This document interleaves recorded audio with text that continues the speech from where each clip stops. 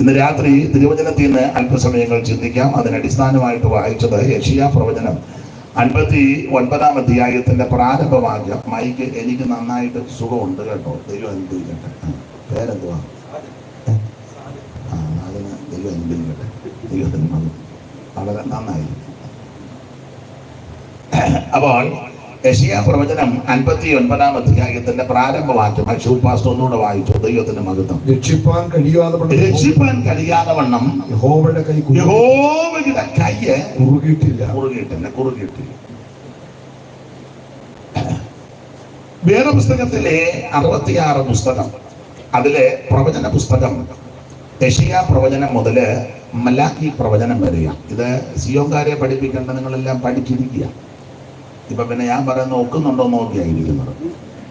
അപ്പോൾ അറിയാത്ത ആരെങ്കിലും ഉണ്ട്, അവരുടെ അറിവില്ല. അപ്പോൾ പ്രവചന പുസ്തകം യെശയ്യാ പ്രവചനം മുതല് മലാക്കി വരെയുള്ളതായ പ്രവചന പുസ്തകം.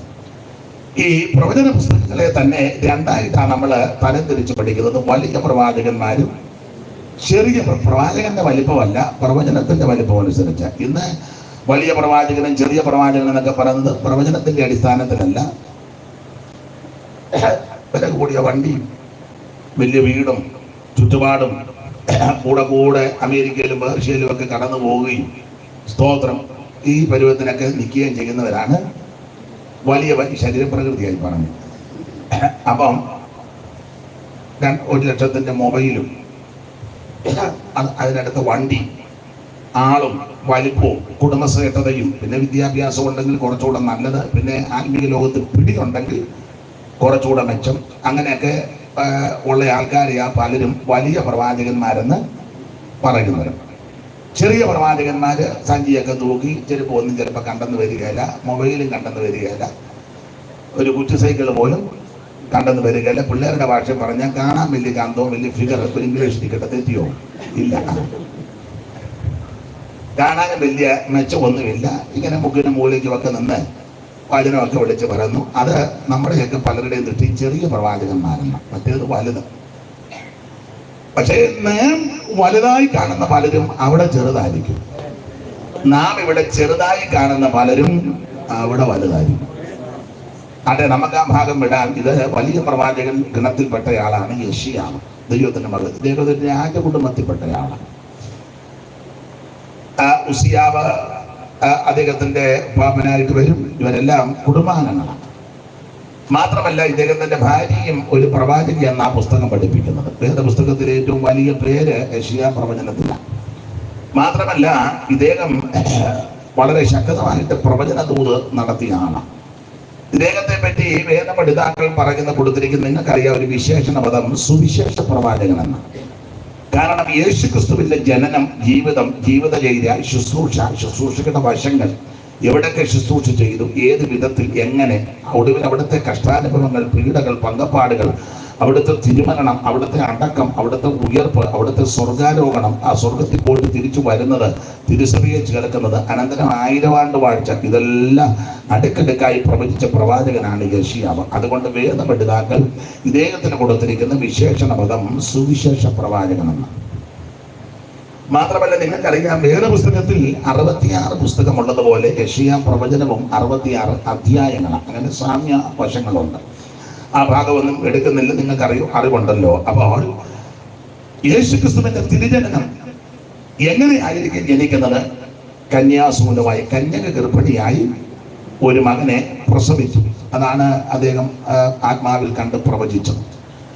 മാത്രമല്ല കർത്താവിന്റെ വിശേഷതകളെ പറ്റി 9:6 നമുക്കൊരു ശിശു ജനിച്ചിരിക്കുന്നു, ഒരു മകൻ നൽകപ്പെട്ടിരിക്കുന്നു, ആധിപത്യം അവന്റെ തോളിലിരിക്കും, അവിടുന്ന് അത്ഭുത മന്ത്രി, വീരനാം ദൈവം, നിത്യപിതാവ്, സമാധാനം, ഇങ്ങനെയുള്ള കാര്യങ്ങളൊക്കെ അദ്ദേഹം പ്രവചിച്ചു. എന്റെ ഭാഷ പറഞ്ഞാൽ യേശുക്രിസ്തുവിന്റെ കന്നി പ്രസംഗം, ആദ്യത്തെ പ്രസംഗം, വേദപുസ്തകത്തിൽ തെളിവ് തന്നിരിക്കുന്നതിന്റെ അനുസരിച്ച് ആദ്യത്തെ പ്രസംഗം അത് എവിടെയായിരിക്കും, എങ്ങനെ ആയിരിക്കുമെന്നും പ്രവചിച്ചത് യെശയ്യാ. 9-ാം അധ്യായമൊക്കെ പഠിക്കുമ്പോൾ ആ കാര്യം മത്തായി 4-ഉം യെശയ്യാ 9-ഓടെ ചേർത്ത് പഠിക്കുമ്പോൾ അതെല്ലാം നമുക്ക് മനസ്സിലാകും, ബോധ്യപ്പെടും. അങ്ങനെ ഇദ്ദേഹം ഒരു സുവിശേഷ പ്രവാചകനാണ്. പ്രാരംഭത്തിൽ 1-2 കാര്യം ഓർപ്പിക്കട്ടെ. എന്താണ് സുവിശേഷം? സുവിശേഷം മതം മാറ്റമല്ല, സഭ മാറ്റുകയല്ല, സംഘടന മാറ്റുകയല്ല, ആൾക്കാരുടെ സ്വസ്ഥത കെടുത്തുകയല്ല. ഇവിടെ കൃത്യം 9-ന് യോഗം നിർത്തും, സ്വസ്ഥതയൊന്നും കെടുത്തുകയല്ല. ചിലയിടത്ത് 11:30 എല്ലാം ബഹളമാണ്. ഈ യോഗമൊക്കെ കഴിഞ്ഞ് പോകുമ്പോൾ നമ്മുടെ ആൾക്കാർ 8:30 ബൈബിളിൻ്റെ സിപ്പിട്ട് കാണിക്കും, പോകാനാ. ഇവിടെയും കാണിക്കും, എനിക്കറിയാം. ഇതിപ്പം നോട്ടം കാണുമ്പോൾ അറിയാം. അപ്പോൾ എന്നാൽ വേറെ ചില ആൾക്കാരും ചില ഇടങ്ങളിലൊക്കെ 11:30 ആയാലും പ്രശ്നമില്ല, റോഡ് വക ബ്ലോക്ക് ചെയ്ത്. ഈയിടെ ഞാൻ ഒരു കൺവെൻഷൻ കഴിഞ്ഞ് പോകുമ്പം അണ്ടകേട് മറ്റൊരു സൈഡിൽ റോഡ് ബ്ലോക്കാണ്, പോകാൻ മേല. 11:15 പോകാൻ മേല. എല്ലാം പ്രശ്നങ്ങളാണ്. ആരാ എന്തുവാണെന്ന് എന്നോട് ഇപ്പോൾ ചോദിക്കരുത്. ഞാൻ പറയുമ്പം നിങ്ങൾക്ക് മനസ്സിലാകും, മുഴുവൻ ബ്ലോക്കാണ്. പിന്നെ ഞങ്ങൾ കുമ്പളന്നാനം വഴി തിരിച്ച് അടിയൂര് ചാടി. അയ്യോ എന്തോ മെനക്കേടാണെന്നറിയാമോ? ആര് ചോദിക്കാനാ, ആരോട് പറയാനാ? ദൈവത്തിൻ്റെ മകത്വം. നമ്മളെങ്ങാനും ഒരു ചെറിയ മൈക്കിൻ്റെ ഇതും വെച്ചാൽ മുക്കിന് നിന്നാണ് ഇല്ലേ? നിങ്ങളെന്നെ എങ്ങനെ പമ്പിയിരിക്കുന്നത്? നമ്മുടെ സാധുവായ ഒരു ഉപദേശീയൊരു മൈക്ക്, അത് മൈക്കും മാത്രമല്ല, ലോട്ടറിക്കാരൻ്റെ മൈക്ക് പോലെ വലിയ അർത്ഥമൊന്നുമില്ല.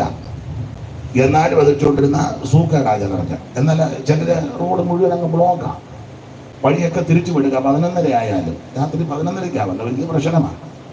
അപ്പൊ എന്തായാലും കൊള്ളാം, അങ്ങനെയൊക്കെയുള്ള ഒരു അന്തരീക്ഷത്തിലാണ് നമ്മൾ വന്നിരിക്കുന്നത്. അതവിടെ നിൽക്കട്ട് ഒരു ചെറിയ സൂചന തന്നേ ഉള്ളൂ. ഇവിടെ കൃത്യത്തിൽ യോഗം നിർത്തിയില്ലെങ്കിൽ നിങ്ങളുടെ ഇതിപ്പോൾ കാണട്ടെ, എനിക്കറിയാം.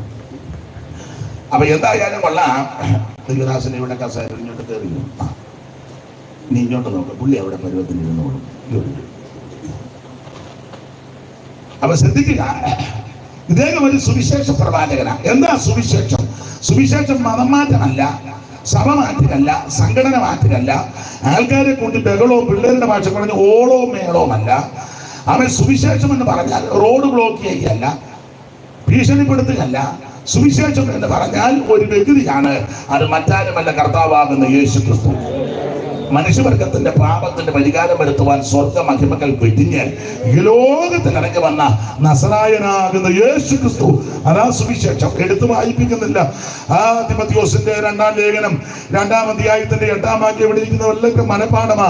ദാവീദിന്റെ സന്തതിയായി ജനിച്ച് മരിച്ചിട്ട് ഉയർത്തെഴുന്നേറ്റ യേശു ക്രിസ്തുവിനെ ഓർത്തുകൊള്ളുക. അതാ ഞങ്ങളുടെ സുവിശേഷം. അപ്പൊ സുവിശേഷം എന്ന് പറഞ്ഞാൽ ഒരു വ്യക്തിയാണ്, അത് മറ്റാരുമല്ല, നസറേയനാകുന്ന യേശു ക്രിസ്തു. ദൈവത്തിന്റെ മഹത്വം. അതാണ് സുവിശേഷം. ആ സുവിശേഷത്തെ കുറിക്കുന്ന പ്രവാചകനായിരുന്നു യെശയ്യാവ്. 1-2 കാര്യം ഓടിച്ചു പറയാം. സുവിശേഷം യേശു ക്രിസ്തു. എന്തിനാ സുവിശേഷം? ചില പറയുന്നത് കുറെ ആൾക്കാരുടെ വൈദ്യുപെടുപ്പനാണ്. എവിടെ പോകുന്നു മോളെ? അവിടെ ഇരിക്കും കുഞ്ഞെ, ഇവിടെ ഇത് എവിടെ പോവാ? അമ്മയായിട്ട് പോവാ. എന്നാ പോക്കോ. അപ്പൊ ശ്രദ്ധിച്ചേ, എന്തിനായി സുവിശേഷം? സുവിശേഷം ഒരു തൊഴിലുമില്ലാത്ത കുറെ ആൾക്കാരുടേതല്ല. എന്നാളൊരു തള്ള പറയുന്നത് കേട്ടു, ഒരു ജോലിയും കൂലിയില്ലാത്ത കുറെ അവന്മാരിറങ്ങിയിട്ടുണ്ടെന്ന്. എങ്ങനെയുണ്ട്?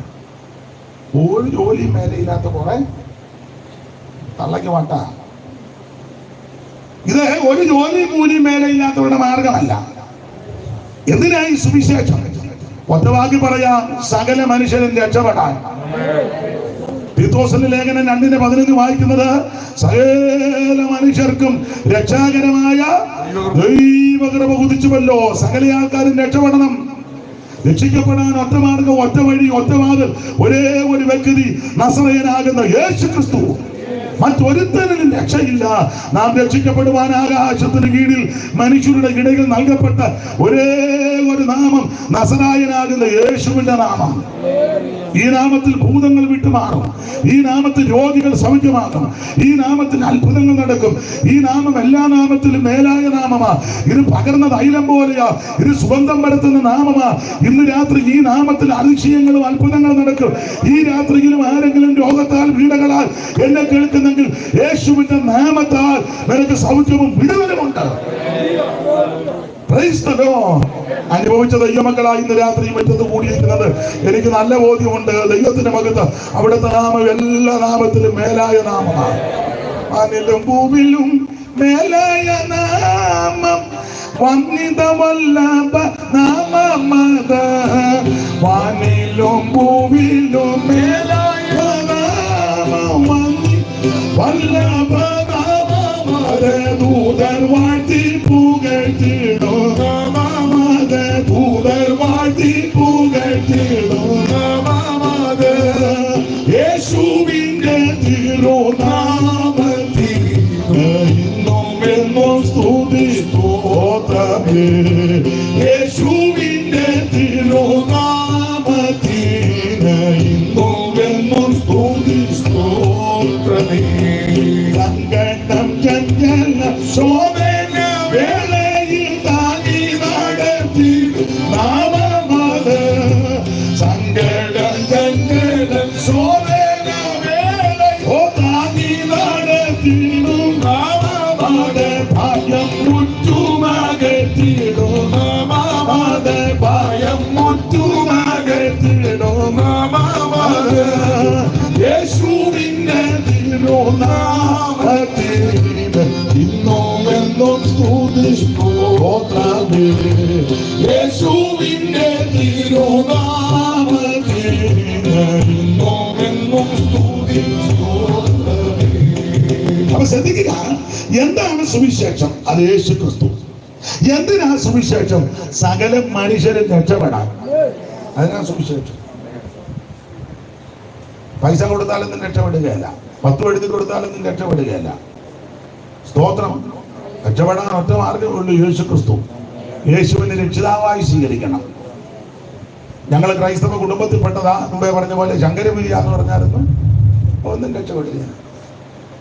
കാളികാവാ, പകലോ മറ്റുമോ ഇരുട്ടോ മറ്റോ ആയിക്കോട്ടെ, നീ രക്ഷിക്കപ്പെട്ടെങ്കിൽ പെട്ടില്ലെങ്കിൽ സ്വർഗത്തിൽ പോവുകയല്ല. കുരിശുതൊട്ടിക്ക് സ്ഥലം കൊടുത്തു. കുരിശുതൊട്ടി ഞങ്ങളുടെ അവിടെ ആയിരിക്കുന്ന പെന്തിക്കോസ് പള്ളി പണിയാൻ ഞങ്ങൾ 7.5 സെന്റ് 10 തികച്ച് കൊടുക്കുകയല്ല മിക്കവരും. അത് കൊടുത്തു. സഭയ്ക്ക് കസേര മേടിച്ചു കൊടുത്തു. ഇതിനെ മതിൽ കെട്ടിയത് ഞങ്ങളെ വാക്യം എഴുതിയത് എൻ്റെ മോൻ്റെ പൈസയാ.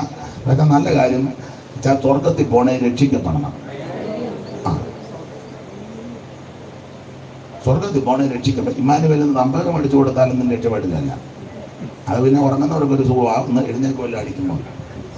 അതൊക്കെ നല്ല കാര്യം. പക്ഷെ സ്വർഗത്തിൽ പോണേ രക്ഷിക്കപ്പെടണം. ഞങ്ങളുടെ കുടുംബത്തിൽ അച്ഛനുണ്ട്, ചെമ്മാച്ചനുണ്ട്, മെത്രാനുണ്ട്, പരിമല തിരുമേനി ഞങ്ങളുടെ ആളാ, ബാബ ഞങ്ങളുടെ ആളാ. അവരുടെ കാര്യം തന്നെ അതവിടെ നിൽക്കട്ടെ. സെൻട്രൽ പാസ് ഞങ്ങളുടെ ആളാ, ഉണ്ണുണ്ട് സാറിന്റെ കുടുംബത്തിൽപ്പെട്ട അതൊക്കെ അവിടെ നിൽക്കട്ടെ. നീ സ്വർഗത്തിൽ പോണേ രക്ഷിക്കപ്പെടണം. യേശു ക്രിസ്തു അല്ലാതെ മറ്റൊരു മാർഗമില്ല. ദൈവത്തിന് മഹത്വം. അപ്പോൾ എന്താണ് സുവിശേഷം? യേശു ക്രിസ്തു. എന്തിനാ സുവിശേഷം? സകല മനുഷ്യരും രക്ഷപ്പെടാനാ. സകല മനുഷ്യർക്കും രക്ഷാകരമായ ദൈവകൃപ ഉദിച്ചു വല്ല രക്ഷപ്പെടാൻ ഇതാ മാർഗം. പൈസയൊന്നും കൊടുക്കണ്ട, ഭൗതിക വസ്തുക്കളൊന്നും കൊടുക്കണ്ട, നേർച്ച കാഴ്ചകളൊന്നും വേണ്ട, ഒന്നും വേണ്ട. ഇരിക്കുന്ന ഇടത്തിരുന്നൊരു ഒറ്റ വാക്ക് പ്രാർത്ഥന, യേശുവെ എന്നെ രക്ഷിക്കണം, എൻ്റെ ഹൃദയത്തിലേക്ക് വരണം. ആമേൻ. അവിടെ നിന്ന് എന്നെ തള്ളിക്കളയരുത്. ആര് പ്രാർത്ഥിക്കും അവരെ ഇന്ന് രാത്രി യേശു രക്ഷിക്കും. അവിടെ നിന്ന് രക്ഷിക്കാൻ കഴിവുള്ളവനാ. അപ്പൊ ശ്രദ്ധിക്കുക, സുവിശേഷം യേശു ക്രിസ്തു. എന്തിനാ സുവിശേഷം? സകലരും രക്ഷപ്പെടാൻ. ഞാൻ എപ്പോഴും പറയും, ആരാ സുവിശേഷം കേൾക്കേണ്ട? സകല ആൾക്കാരും കേൾക്കണം, എല്ലാവരും കേൾക്കണം. 49-ാം സങ്കീർത്തനം 1-ാം വാക്യത്തിൽ വായിക്കുന്നത് സകല ജാതികളുമായുള്ളവരെ ഇത് കേൾക്കണം. ഒന്ന് വായിച്ചേര് 49-ന്റെ 1. സകല ജാതികളുമായുള്ളവരെ ഇത് കേൾപ്പി. എല്ലാരും ഇത് കേൾക്കണം. ഏതാ? സുവിശേഷം. ഇത് കേൾക്കണം. ഇത് കേൾക്കാൻ കൊള്ളാവുന്നത്, അതുകൊണ്ടാണ് കേൾക്കണമെന്ന് പറയുന്നത്. മറ്റു കാര്യങ്ങളൊന്നും എല്ലാവർക്കും കേൾക്കാൻ കൊള്ളാവുന്ന കാര്യമൊന്നും അല്ല. എല്ലാവരും കൂടി ഇരിക്കുമ്പോൾ പറയാൻ കൊള്ളുന്ന കാര്യവും അല്ല. അപ്പനും അമ്മയും മക്കളും വല്യപ്പനും വല്യമ്മ എല്ലാം കൂടി ഇരിക്കുമ്പോൾ പറയാൻ എല്ലാ കാര്യവും കൊള്ളുകയല്ല. അതിലെ ചില അമ്മമാര് വർത്താനം പറഞ്ഞ പിള്ളേരുടെ എന്നിട്ട് പൊടി മൂത്തവർ വർത്താനം പറഞ്ഞതിന്റെ മൂത്തവർ അങ്ങനത്തെയൊക്കെയാ പറയുന്നത്. കൊച്ചുങ്ങൾക്ക് കേൾക്കാൻ പാടില്ലാത്ത അല്ലേ? ചെല്ലു പറഞ്ഞ് നിങ്ങൾ കേട്ടില്ലേ? പ്രായമുള്ളവർ വർത്താനം പറയുന്നതിനിടെ. അപ്പോൾ ചുരുക്കി പറഞ്ഞാൽ പ്രായമുള്ളവർ നല്ല വർത്താനമല്ല പറയുന്നത്. അല്ല പിന്നെ നല്ല കൊച്ചുങ്ങളോട് കേൾക്കരുത്, മിണ്ടുന്നില്ല.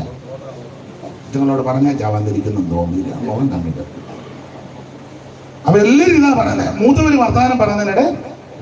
അപ്പൊ മൂത്തവര് പറയുന്നതല്ലേ അങ്ങനത്തെ കുരുക്ക് വർത്താനമാണ്. എന്നാൽ മൂത്തവർക്ക് ഇളയവർക്കും അപ്പനും അമ്മയ്ക്കും വല്യമ്മയ്ക്കും വല്യപ്പനും മക്കൾക്കും കൊച്ചുമക്കൾക്കും എല്ലാവർക്കും കൂടെ ഇരുന്ന് കേൾക്കാൻ പറ്റാവുന്ന നല്ല വാർത്തയാ സുവിശേഷം. ആർക്കും കേൾക്കാം. യാമേ സുവിശേഷം എല്ലാവർക്കും കേൾക്കാം. കാരണം കാതുകൾക്ക് കുളിർമ നൽകുന്ന വാർത്തയാണ് ഇത്. നല്ല വാർത്ത, സദ്വർത്തമാനം അങ്ങനെ എഴുതിയേക്കുന്ന ഗുഡ് ന്യൂസ്, നല്ല വാർത്ത. മറ്റു വാർത്തകളൊന്നും നല്ല വാർത്തയല്ല. ചുറ്റിക്കെടുത്ത് തലയുടെ തലയടിച്ച് പൊട്ടിച്ചു കൊന്നു, നല്ല വാർത്തയാണോ? നിങ്ങളിരിപ്പ് കണ്ടിട്ട് നല്ലതാണെന്ന് തോന്നുന്നു. ഒന്നും നല്ല വാർത്തയല്ല. കൊച്ചുങ്ങളെ പെറുക്കി കിണറ്റിലിട്ട് കാമുകന്റെ കൂടെ ഓട്ടോയിൽ കയറിപ്പോയി, നല്ല വാർത്തയാണോ? അവർക്കത് നല്ലതായിരിക്കും. കൊച്ചുങ്ങളെ കിണറ്റിലിട്ടെന്ന് 10 മാസം നൊന്ത് വേദനിച്ച് പ്രസവിച്ച കുഞ്ഞുങ്ങളെ സ്തോത്രം.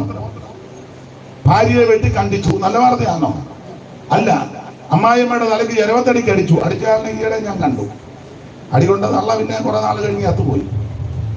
ആ സഹോദരി ഇപ്പൊ പെന്തിക്കോസില്ല, ആത്മാവിലാകുന്ന ജരവത്തടിക്ക് അടിച്ചെന്ന് നല്ല വാർത്തയാണോ?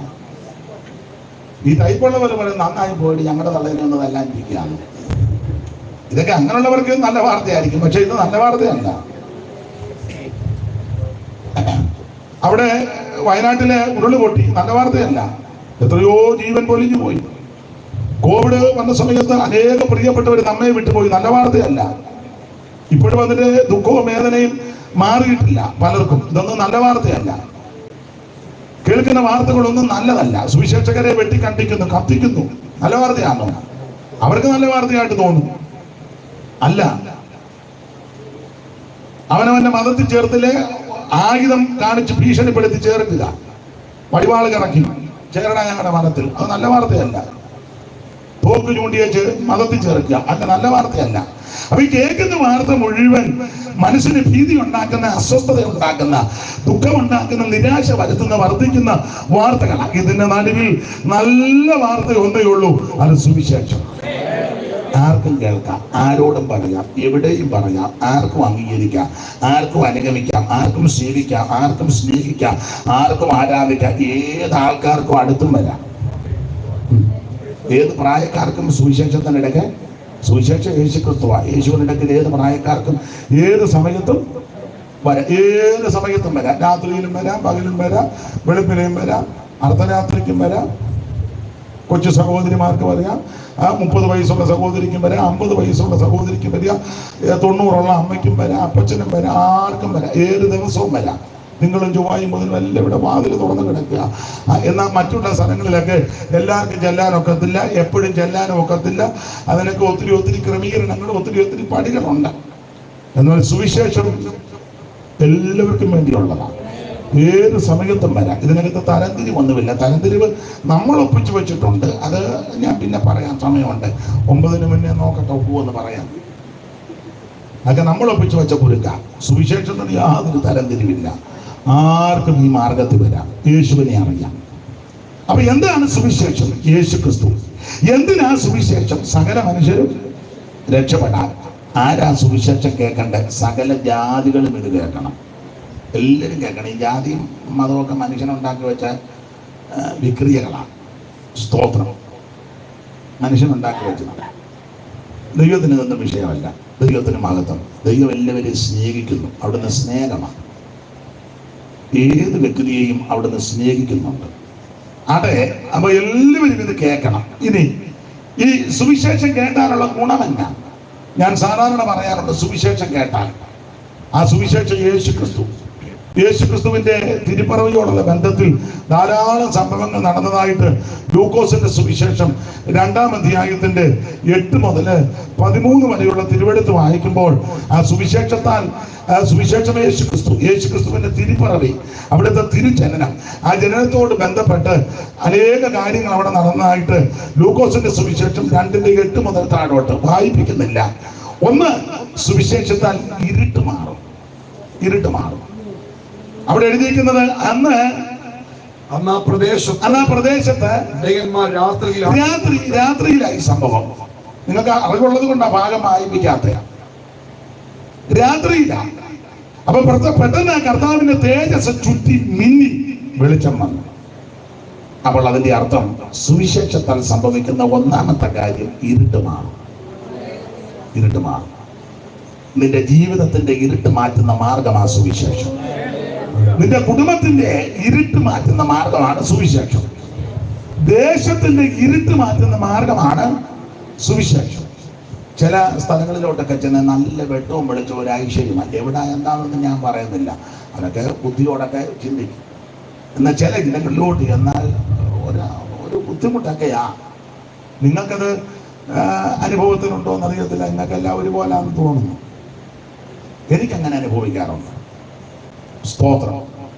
എന്നാൽ ചില ഏരിയയിലോട്ട് ചെന്ന് എന്തോ ഒരു ഐശ്വര്യവും, അല്ല ചില വീട്ടിൽ ചെന്ന് ഒരു ഐശ്വര്യമല്ലേ, ചില വീട്ടിൽ ചെന്ന് 2 നിലയൊക്കെയാ, ഭയങ്കര മാർബിൾ കെട്ടിടമൊക്കെയാ, പക്ഷെ യാതൊരു ഐശ്വര്യവും ഇല്ല.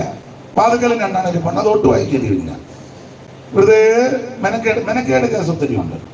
എന്നാൽ ചില വീട്ടിൽ തന്നെ ആ വാതുക്ക ഇരിക്കുന്നത് തന്നെ ഒരു അനുഗ്രഹമാണ്, ഒരഴകാണ്. പണ്ട് ജാതകല്ലേ ആ ഒച്ചമ്മ പറഞ്ഞോ എൻ്റെ ഒച്ചപ്പെണ്ണെ ഈ വാതുക്കൽ ഇരിക്കുന്നത് തന്നെ ഒരു പൊലിമയായിരുന്നു. ചില ആൾക്കാർ വീട്ടിലുള്ളത് തന്നെ ഒരു അനുഗ്രഹമാണ്, ഒരു ഐശ്വര്യമാണ്. കാശും പുത്തനുമല്ല ഞാനീ പറഞ്ഞത്, ദൈവകൃപയുടെ വിശേഷമായി പറഞ്ഞു. നിങ്ങൾ ചിലരോട് സംസാരിച്ച് എന്തോ ഒരു പ്രത്യാശയാണ്, അതെ പ്രത്യാശയാണ്. ഈയിടെ ഞാൻ നമ്മുടെ കർത്താവിൻ്റെ വലിയൊരു ദാസൻ PG മാസ്റ്റർ അവരെ കാണാനെന്ന് പോയി. എന്തെങ്കിലും രോഗശാന്തിയിൽ നിൽക്കുന്ന വിശ്വസിക്കുന്ന അനുഭവിക്കുന്നയാളാണ്. ഞാൻ കാണാൻ പോയി. എന്തോ ഒരു പ്രത്യാശ. 91 കഴിഞ്ഞു. 91 കുറച്ചു നേരം ഞങ്ങൾ സംസാരിച്ചത് ആത്മീയ വിഷയമല്ലാതെ വേറൊന്നും പറയുന്നില്ല. കാലിൻ്റെ അവിടെ പൊട്ടി തുരന്നിരിക്കുക, അതൊന്നും പുള്ളിക്ക് വിഷയമല്ല. ഞാൻ ഇടയ്ക്കിടെ ചോദിച്ചാൽ അച്ചായകനം അത് ഇവിടെ ഇത് പറ.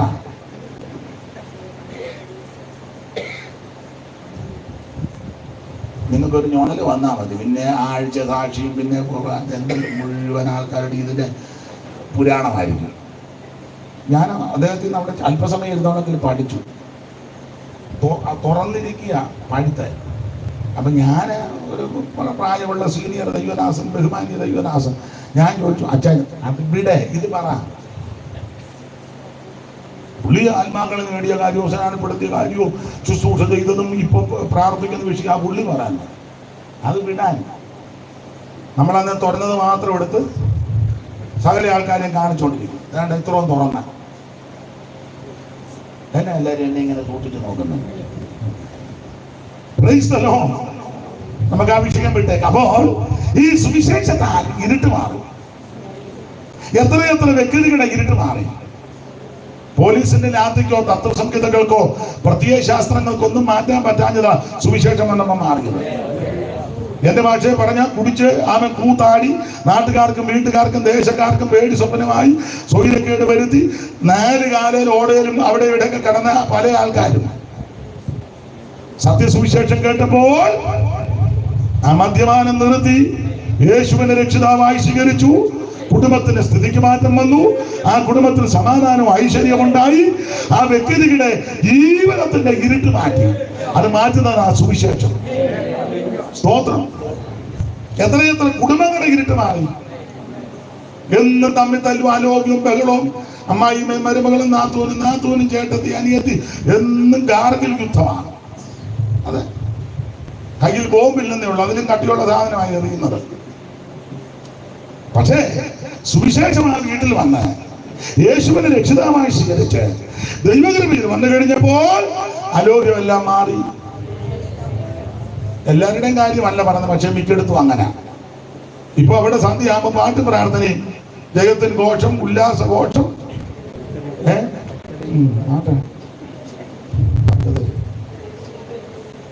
അപ്പൊ ശ്രദ്ധിക്കുക, എത്രയെത്ര കുടുംബങ്ങളുടെ ഇരുട്ട് മാറി, ദേശത്തിന്റെ ഇരുട്ട് മാറിയില്ലേ. ഒരു കാലത്ത് നമ്മുടെ ഈ ദേശം, രാജ്യം വഴി നടക്കാൻ പറ്റും. എല്ലാവർക്കും വഴി നടക്കാനൊക്കത്തില്ല, വസ്ത്രം ധരിക്കാനൊക്കത്തില്ല. അടിമക്കമ്പോളങ്ങളൊക്കെ ഉള്ള സ്ഥലങ്ങളുണ്ടായിരുന്നു, അടിമ ചന്തകള്. പള്ളിക്കൂടത്തിൽ കയറ്റുകയല്ല, ആഭരണം ധരിക്കാൻ എല്ലാവർക്കും ഒക്കത്തില്ല, വഴിയെ നടക്കാനൊക്കത്തില്ല, നല്ല വസ്ത്രം ധരിക്കാനൊക്കത്തില്ല. എന്തെല്ലാം അന്ധകാര നിബിഡമായ ഒരു അന്തരീക്ഷമായിരുന്നു. അതിനെല്ലാം മാറ്റം വന്നത് ഈ സുവിശേഷം വന്നതുകൊണ്ടാണ്. മാന്യമായിട്ട് വസ്ത്രം ധരിക്കാനും പള്ളിക്കൂടത്തിൽ പോകാനും അക്ഷരം പഠിക്കാനും അന്തസ്സായിട്ട് ജീവിക്കാനും സമൂഹത്തോടും ആമെ സഹവർത്തിത്വം പുലർത്തുവാനും ഒക്കെ ഇടയാക്കിയത് സത്യസുവിശേഷം വന്നതുകൊണ്ടാണ്. ദൈവത്തിന് മഹത്വം. അതുകൊണ്ട് സുവിശേഷം ഇരുട്ട് മാറ്റും.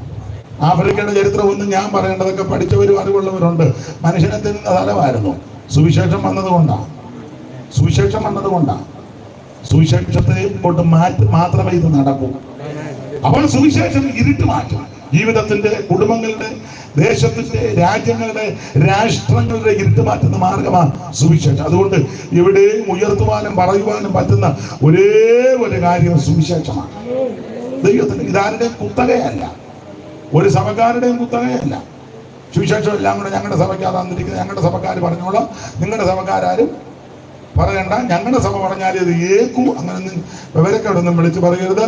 സുവിശേഷം ഒരു സഭക്കാരുടെയും കുത്തകയല്ല. സുവിശേഷം സകല മനുഷ്യർക്കും വേണ്ടിയുള്ളതാണ്.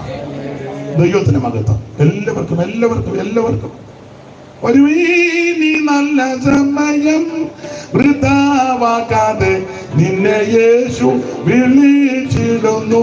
വരുവീ നീ നല്ല സമയം വൃഥാവാക്കാതെ നിന്നെ യേശു വിളിച്ചിടുന്നു. അപ്പൊ ശ്രദ്ധിക്കുക, സുവിശേഷം എല്ലാവർക്കും വേണ്ടിയുള്ളതാണ്. അപ്പൊ ഇത് ഇരുട്ട് മാറ്റും മാത്രമാണോ? ഇത് ഭയം മാറ്റുന്നതാണ്. അവിടെ ദൂതന്മാര് വന്ന് പറയാ, ഭയപ്പെടേണ്ട ഭയപ്പെടേണ്ട, ഭയം മാറ്റി. ഇന്ന് രാത്രി ഏതേലും വിഷയത്തിൽ ഭയത്തോടെ ഭാരത്തോടെ ആരെങ്കിലും വന്നെങ്കിൽ നിന്റെ ഭയം മാറ്റുന്ന മാർഗമാ സുവിശേഷം. രോഗപീഠകളാലോ സാമ്പത്തിക ബുദ്ധിമുട്ടിനാലോ ആണ് കുടുംബ പ്രശ്നങ്ങളാലോ തലമുറയുടെ വിഷയത്താലോ ശാരീരിക വ്യതകൾ കൊണ്ട് ഏതേലും വിഷയത്തിൽ കടഭാരമോ ഏതെങ്കിലും വിഷയത്തിൽ ഇന്ന് രാത്രി ഭയത്തോടെ ആരെങ്കിലും എന്നെ കേൾക്കുന്നെങ്കിൽ ഈ രാത്രി നിന്റെ ഭയം മാറ്റുന്ന മാർഗമാ സുവിശേഷം. ആ സുവിശേഷം പറയാ, ഭയപ്പെടേണ്ട. ഇരുട്ട് മാറ്റും, ഭയം മാറ്റും മാത്രമാണോ? സന്തോഷം തരും. സന്തോഷം സന്തോഷം സന്തോഷം തരുന്ന മാർഗമാ സുവിശേഷം. ദൈവത്തിന് മഹത്വം. അവിടെ എഴുതിയിരിക്കുന്ന ദൂതന്മാർ പറയുന്നുണ്ട്, സർവ്വജനത്തിനും ഉണ്ടാകുവാനുള്ള മഹാസന്തോഷം. മഹാസന്തോഷം. മനുഷ്യൻ എന്ത് ചെയ്തിട്ടും അങ്ങോട്ട് സന്തോഷം വരുന്നില്ല. പല ആൾക്കാർ ഇങ്ങനെ ചിരിക്കുന്നുണ്ടെങ്കിലും സന്തോഷമൊന്നുമില്ല. ചിരിക്കുന്നു നമ്മളെ കാണാൻ. എന്തുകൊണ്ട് വിഷയം? അത് ഈ ചിറിക്ക് അസ്ഥിയില്ലാത്തത് കൊണ്ടാണ്. ആത്മാർത്ഥമായ ചിരി അല്ല. ദൈവത്തമ്പുരാൻ അറിയാം ആത്മാർത്ഥത ഇല്ലെങ്കിൽ ഇങ്ങനെ കാണിക്കുമെന്ന്. അതിനാ അസ്ഥി വെക്കാതെ ഇങ്ങോട്ട് വിട്ടേക്കുന്നത്. അസ്ഥി വെക്കാരുന്ന ഒരു ചിരി ഇരിക്കണ എന്ത് ബുദ്ധിമുട്ടിയാണ് ഇല്ലേ? ചിലരുടെ മുഖം ഒരിക്കലും തെളിയത്തില്ല. ഈ ചിലര് ധരിക്കുന്നത് ചിരിച്ചാലാണ്ട് വലിയ മഹാഭാവമാണ്. ഈ കള്ളയാത്മീയം നടിക്കുന്ന ആൾക്കാരുണ്ട്, വലിയ കള്ളന്മാരാണ്. എപ്പോഴും എപ്പോഴും ചിരിച്ചിരുന്ന അത് വേറെ അസുഖമാണ്, അത് വേറെ കേസാണ്, അതിന് വേറെ ട്രീറ്റ്മെന്റ് ഉണ്ട്. ഇവിടെ ഈ സ്വർഗത്തിൽ ഇരിക്കുന്നവൻ ചിരിക്കുന്നെന്നാണ് എഴുതിയേക്കുന്നത് ഇല്ലേ? 2:7 വായിക്കും, എടുത്ത് വായിക്കും.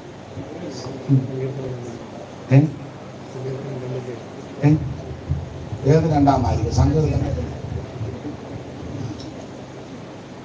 ഞാനൊരു നിർണയം പ്രസ്താവിക്കുന്നു. യഹോവ എന്നോട് അരുളിച്ചത് 4 4-ാം വാക്യം വായിച്ച ശുഭാഷ്ടൻ. സ്വർഗത്തിൽ വസിക്കുന്നവൻ ചിരിക്കുന്നു. മതി. സ്വർഗത്തിൽ വസിക്കുന്നവൻ. അവിടെ ചിരിക്കുന്ന വേറെ വിഷയമാ. അവിടെ ചിരിക്കാൻ കാര്യം എന്താണെന്ന് വെച്ചാൽ ഈ വട്ടുകളിയെല്ലാം കണ്ടുകൊണ്ട് ചിരിക്കുക. കാരണം ജാതികൾ കലഹിക്കുന്ന വംശങ്ങൾ വ്യർത്ഥമായത് നിരൂപിക്കുന്നു. അത് കണ്ടുകൊണ്ട് അവിടെ ഇരുന്ന് ചിരിക്കുക. ദൈവമേ ഈ പട്ടനെല്ലാം കൂടെ എന്നെ കാണിക്കുന്നുണ്ട്. അതാ ചിരിക്കാൻ കാര്യം. പശ്ചാത്തല ഭാഗമൊന്നും വിസ്തരിക്കുന്നില്ല. പശ്ചാത്തല വിധ ദാവീദ് സിയോൻ കോട്ട പിടിക്കാൻ വന്നപ്പോൾ സിയോൻ കോട്ടയ്ക്കകത്ത് യബൂസ്യരെല്ലാം കൂടെ പറഞ്ഞു, ദാവീദ് ഇവിടെ കടക്കത്തില്ല, ഇവിടുത്തെ കുരുടന്മാരും മുടന്തന്മാരും വരും. അത് കഴിഞ്ഞ് 18-ാം വാക്യം വായിക്കുമ്പോൾ ഫെലിസ്ത്യരും വന്ന് തനിക്കെതിരെ അണിനിരന്നു. ഇവരെല്ലാം കൂടെ കൂടി ആലോചിച്ച് പറഞ്ഞു, ഇവന് ഇതിനകത്ത് കടക്കത്തില്ല, ഇവനെ ഞങ്ങൾ തകർക്കും, ഇവനെ ഞങ്ങൾ നശിപ്പിക്കും, നമ്മുടെ കുരുടനാ. അപ്പോൾ ഇതെല്ലാം കൂടെ കണ്ടും കേട്ട് സ്വർഗത്തിരിക്കുന്ന ചിരിക്കുക. കാരണം ദാവീദിനെ ഇവിടെ രാജാവാക്കാൻ ദൈവം പദ്ധതി ഇട്ടതാണ്.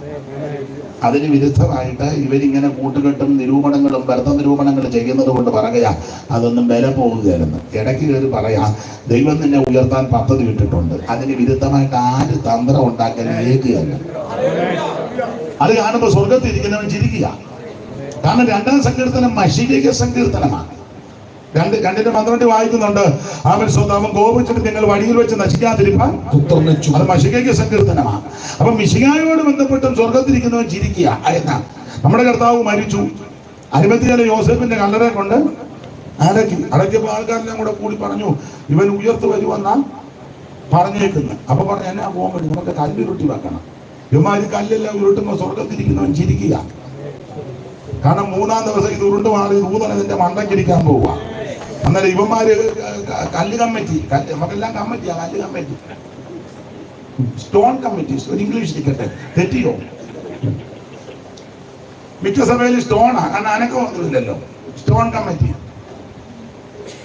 ഒരേ കസേരയിൽ കയറി അനങ്ങാറ് മിണ്ടുന്നില്ല. മിണ്ടിയിട്ടും വലിയ കാര്യമൊന്നുമില്ല. ദൈവത്തിന് മഹത്വം.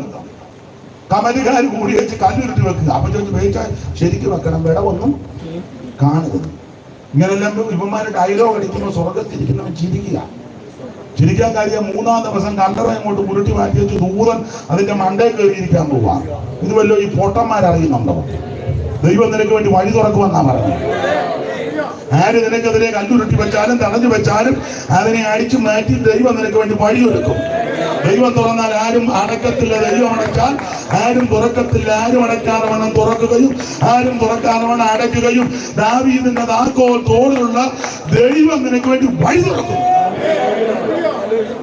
സ്തോത്രം. കല്ലുരുട്ടി വെക്കുക മാത്രമല്ല, കല്ലുരുട്ടി വെച്ചിട്ട് പറഞ്ഞു കല്ല് മാത്രം പോരാ, മുദ്ര വെക്കണം. അത് റോമൻ ഗവൺമെന്റിന് അതിനെ റോമക്കാരുടെ ആ മുദ്ര വെച്ച ഒരുത്തരും കയറി തൊഴിലല്ല. ഈ വർത്താനവും കാട്ടായും കാണിക്കുമ്പോൾ സ്വർഗത്തിൽ ഇരിക്കുന്നവൻ ഇത് ഒരു മുദ്രയാ. വെളിപ്പാടിൽ 7 മുദ്രയാ പൊട്ടിക്കുന്നത്. പുസ്തകം തുറക്കാനും മുദ്ര പൊട്ടിക്കാൻ യോഗ്യൻ ആരെങ്കിലും ഉണ്ടോ എന്ന് ചോദിച്ചപ്പോ ആരുമില്ല. അപ്പൊ യോഹന്നാൻ കരഞ്ഞപ്പം മൂപ്പന്മാരെടുത്ത് പറഞ്ഞു, എന്തിനാണ് കരയുന്നത്? യഹൂദാ ഗോത്രത്തിന്റെ സിംഹവും.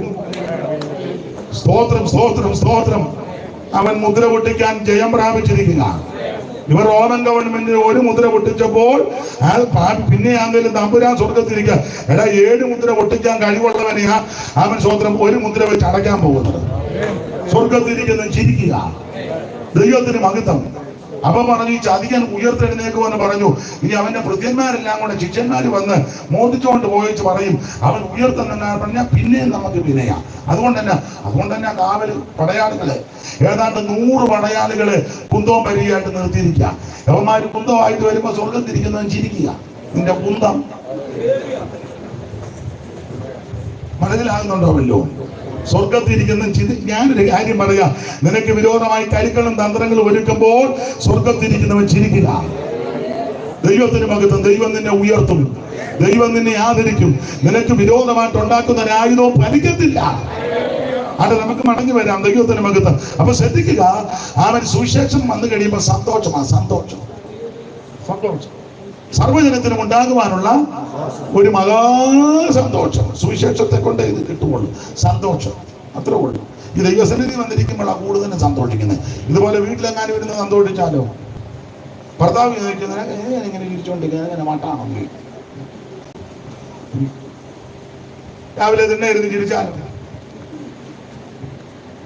പിള്ളേരോട് നാളെ പറയും എന്തോ കുഴപ്പമുണ്ട് നമുക്ക് കൊണ്ടുപോകാന്ന് പറയും. നാക്കടയിലാണെങ്കിൽ കുറച്ചുകൂടെ അടുത്തല്ലേ, അതുകൊണ്ടാണ്. പിന്നെ വലിയ കേസാണ് വേറെ സ്ഥലമുണ്ട്. എന്നാൽ ദൈവസന്നിധിയിൽ സന്തോഷിക്കാം, ആനന്ദിക്കാം. സന്തോഷം സുവിശേഷത്താൽ മാത്രമാണ്. നമ്മുടെ സന്തോഷത്തിന്റെ വിശേഷത സങ്കീർത്തനക്കാരൻ പാടി, ധാന്യവും വീഞ്ഞും മർദ്ദിച്ചപ്പോൾ അവർക്കുണ്ടായതിലധികം സന്തോഷം. ഇത് പറഞ്ഞെന്ന് അറിയിക്കാനൊക്കെ അതിൽ അനുഭവിക്കുന്നവരെ ഓർത്ത് ദൈവത്തെ സ്തുതിക്കുക. സന്തോഷം. എങ്ങനെയാ സന്തോഷം? ആ സന്തോഷം ഉണ്ടാകുന്ന മുഖാന്തരമുണ്ട്. കാരാഗൃഹവാണി അവിടെ വായിക്കുന്നത് ദൈവത്തിൽ വിശ്വസിച്ചതിൽ വീടടക്കം ആനന്ദിച്ചു എന്ന് പറഞ്ഞാൽ രക്ഷിക്കപ്പെടുമ്പോൾ നമുക്ക് സന്തോഷമാണ്. ഈ ഭൂമിയിൽ ഇത്രയും സന്തോഷമുണ്ടെങ്കിൽ സ്വർഗത്തിൽ എത്രയോ ആനന്ദമേ. ഓ മാതാവിൻ മക്കളിൽ ബന്ധുക്കളിൽ പോലും കാണാവതല്ലാത്തോ ആനന്ദമേ. ഓ ഈ മഞ്ചരിയുടെ മുടയുന്ന നേരത്ത് അല്പകാലം കൂടെ താമസിച്ചിടും ആത്മപ്രിയൻ മുഖം മുത്തിടാവേ. എപ്പോഴും സന്തോഷം നൽകുന്ന ആനന്ദമേ പരമാനന്ദമേ. അപ്പൊ ശ്രദ്ധിക്കുക, കാരാഗൃഹപ്രമാണി നമ്മുടെ സന്തോഷത്തിന്റെ റൂട്ടാ പറയുന്നത്. കാരാഗൃഹപ്രമാണി രക്ഷിക്കപ്പെട്ടു. അവിടെ വായിക്കുന്നത് ദൈവത്തിൽ വിശ്വസിച്ചതിൽ വീടടക്കം. ദൈവത്തിൽ വിശ്വസിച്ചവരൊക്കെ ആനന്ദിക്കണം. നമ്മുടെയൊക്കെ വിശ്വാസത്തിലാണ്. അതെ, നിന്നെ എഴുന്നള്ളിച്ചോണ്ട് ഇങ്ങോട്ട് വരാതിരിക്കുന്നതാണ് നല്ലത്. ആ വസന്ത വന്ന ഓടി വരുമ്പോലുള്ള മരവും വന്നേച്ചാ പഴയ കസേര മടക്കി വെച്ചതുപോലെ ഇരിപ്പും ഒരു സന്തോഷവുമില്ല. ഈ ദൈവത്തിൽ അങ്ങനെ ലേശുപാസ്യ വാക്യമായി ഞാൻ നിർമ്മിച്ചു ഒപ്പിക്കാനായി ഇതുങ്ങളെല്ലാം ചിന്തിച്ചേക്കണം. വാക്യം വായിച്ചേ. അപ്പോസ്തല പ്രവർത്തകരുടെ പുസ്തകം 16-ാം അധ്യായത്തിലല്ലയോ ദൈവത്തിൽ വിശ്വസിച്ചതിൽ വീടടക്കമാണെന്ന് ചെന്നല്ലയോ 16-ാം അധ്യായത്തില് വായിച്ചേ. ഭക്ഷണം പിന്നെ കഴിക്കാം, ഇത് വായിക്കും. ഭക്ഷണത്തിന്റെ കാര്യമാണ്. അത് വായിക്കും. ദൈവത്തിൽ വിശ്വസിച്ചതിൽ ഭക്ഷണത്തിന് ഒരു ആനന്ദമുണ്ട്. ഇത് കഴിഞ്ഞ് അപ്പോൾ സന്തോഷിക്കാൻ കാരണം ദൈവത്തിൽ വിശ്വസിച്ചതില്ല എന്ന് പറഞ്ഞാൽ സത്യദൈവമായ, ഏകദൈവമായ, നിത്യദൈവമായ, സാക്ഷാൽ ദൈവമായ, ജീവനുള്ള ദൈവമായ യേശുക്രിസ്തു, ആ ദൈവത്തിൽ വിശ്വസിച്ചതില്ല. അവിടുന്ന് ഏകദൈവമാ, സത്യദൈവമാ, നിത്യദൈവമാ, മഹാദൈവവും നമ്മുടെ രക്ഷിതാവുമായ യേശുക്രിസ്തു, ആ ദൈവത്തിൽ വിശ്വസിച്ചതിൽ ആനന്ദമാണ്. ദൈവത്തിന് മഹത്വം. നമ്മുടെ സന്തോഷം അതാ, അല്ലാതെ പൂട്ടാൻ ചാറ്റ അടിച്ചതിന്റെ അല്ല. റബ്ബറിന്റെ വില കൂടിയപ്പോ വന്ന സന്തോഷമൊന്നുമല്ല. അല്ലല്ലോ. പിള്ളേര് കാനഡയ്ക്ക് പോയി, അതാണോ സന്തോഷം? കൊച്ചുകളവിടെ കിടന്ന് കഷായിക്കുക. ഇവിടെ ഇങ്ങളി കിടക്കാം. മോനിവിടെ കാനഡ, അവൻ തണുപ്പ് പഠിച്ച് ഐസ് മാരി കോരി അവിടെ നിന്ന് ജോലി ചെയ്യാൻ വേറെ ആളിനെ കൊച്ച നിന്ന് കോരുക. എന്താ ഇവിടെ കാനഡ എപ്പോഴും നെല്ലുവില കളിക്കുന്ന ഇവിടെ ഉണ്ട് കാനഡ. കൊച്ചുങ്ങളവിടെ കിടന്ന് കഷായിക്കുക. പൊടിക്കൊച്ചിനെ നോക്കാൻ ആളില്ല. അപ്പൊ പറഞ്ഞ് തങ്കമ്മാമയെ കൊണ്ട്, തങ്കമ്മാമ കൊടുത്തത് തങ്കമ്മയെ കനപ്പിക്കാൻ കൊണ്ട്, കൊച്ചിനെ നോക്കാൻ കൊണ്ടുപോകുന്നതാണ്. അങ്ങ് അവിടെ ചെന്ന് തണുപ്പും പിടിച്ച് അടിച്ച് നീരും വെച്ച് കയ്യിൽ സോക്സ് ഇട്ട് കാലയിൽ സോക്സ് കയറ്റി അവളെ അതെല്ലാം ചുറ്റി അടിച്ച് 2 കണ്ണ് മാത്രം കാണാം. ഞാൻ തമാശ ഒന്നും പറഞ്ഞതല്ല. ഇവിടെ മോൻ അമേരിക്കയ്ക്ക് അങ്ങോട്ട് പോയില്ലേ? പോയി, നിങ്ങൾ പോയോ? ചെന്നില്ലേ?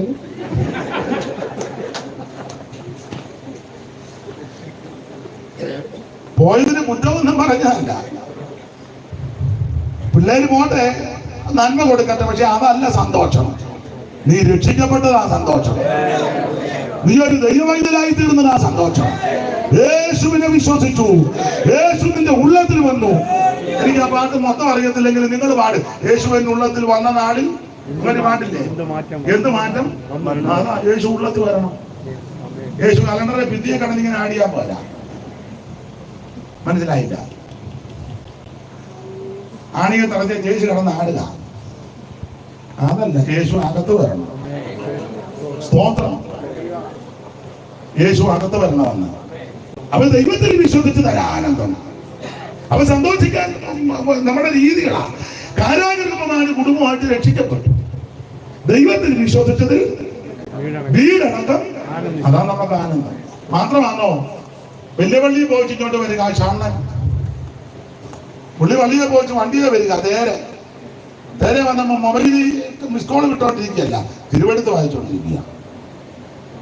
നമ്മള് അങ്ങോട്ട് പോകുമ്പോഴും മൊബൈല, പള്ളിക്കകത്തിരിക്കുമ്പോഴും മൊബൈല. ഉപദേശം നല്ല കണക്കിന് പ്രസംഗിക്കുമ്പോഴും അവൻ സൈഡ് ബിസിനസ് ആയത്. എന്തിനാടാ നീ ഇങ്ങോട്ട് കെട്ടിയെടുത്ത് വരുന്നത്?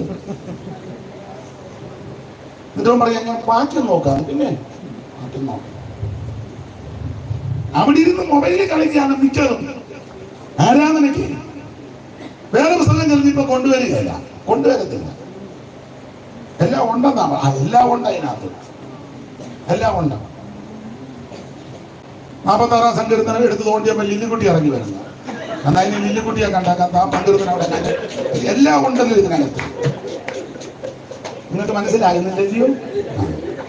പക്ഷെ വേറെ പുസ്തകം ഇങ്ങോട്ട് മടക്കാൻ 46 മാത്രമേ ഉള്ളൂ. അതിനകത്ത് 46 തന്നെയല്ല.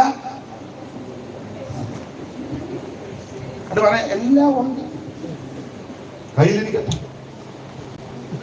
അപ്പൊ ഒരു കാര്യം പറയാം, നമ്മുടെ സന്തോഷം രക്ഷിക്കപ്പെട്ടതാണ്. അപ്പൊ ശന്തനെ ദൈവാലയത്തിൽ പോയി ഇങ്ങോട്ട് വന്നപ്പോ തേരിൽ നിന്ന് തിരുവെടുത്ത് വായിക്കുക. അപ്പൊ വീതിപ്പോച്ചൻ ഇവിടെ ശുശ്രൂഷ ശമരിയിൽ വീതിപ്പോച്ചനോട് പറഞ്ഞു പെട്ടെന്ന് അങ്ങോട്ട് ചെല്ലാൻ പറഞ്ഞു. ഓടി ഗസറ്റുള്ള നിർജ്ജനദേശം അങ്ങോട്ട് ചെന്നു. തേരാണ്ട് വരുന്നത് ചേർന്ന് കയറാൻ പറഞ്ഞു. കയറി ഇരിക്കാൻ പറഞ്ഞു. ഇരുന്നു. എന്തുവാ വായിക്കുന്നത്? ഞാൻ ഫേസ്ബുക്കിൽ ചില കാര്യങ്ങൾ അതൊന്നുമല്ല, ഞാൻ തിരുവെടുത്ത് വായിക്കുക. ഏത് ഭാഗമാണ്? യെശയ്യാ പ്രവചനം. ഏതാ വിഷയം? അറക്കാനുള്ള ആളെ പോലെ. ഇതാരെ പറ്റിയാ? വല്ലതും ഗ്രഹിക്കുന്നുണ്ടോ? ഞാനിങ്ങനെ വായിച്ചു വിടുന്നതേ ഉള്ളൂ. ഒന്നും അങ്ങനെയുള്ള ഒത്തിരി ആൾക്കാർ വായിച്ചൊക്കെ വിടുക. പണ്ടൊരാൾ വായിച്ചു, രാമനോ മുണ്ടില്ല, ലക്ഷ്മണനോ തോർത്തുമില്ല,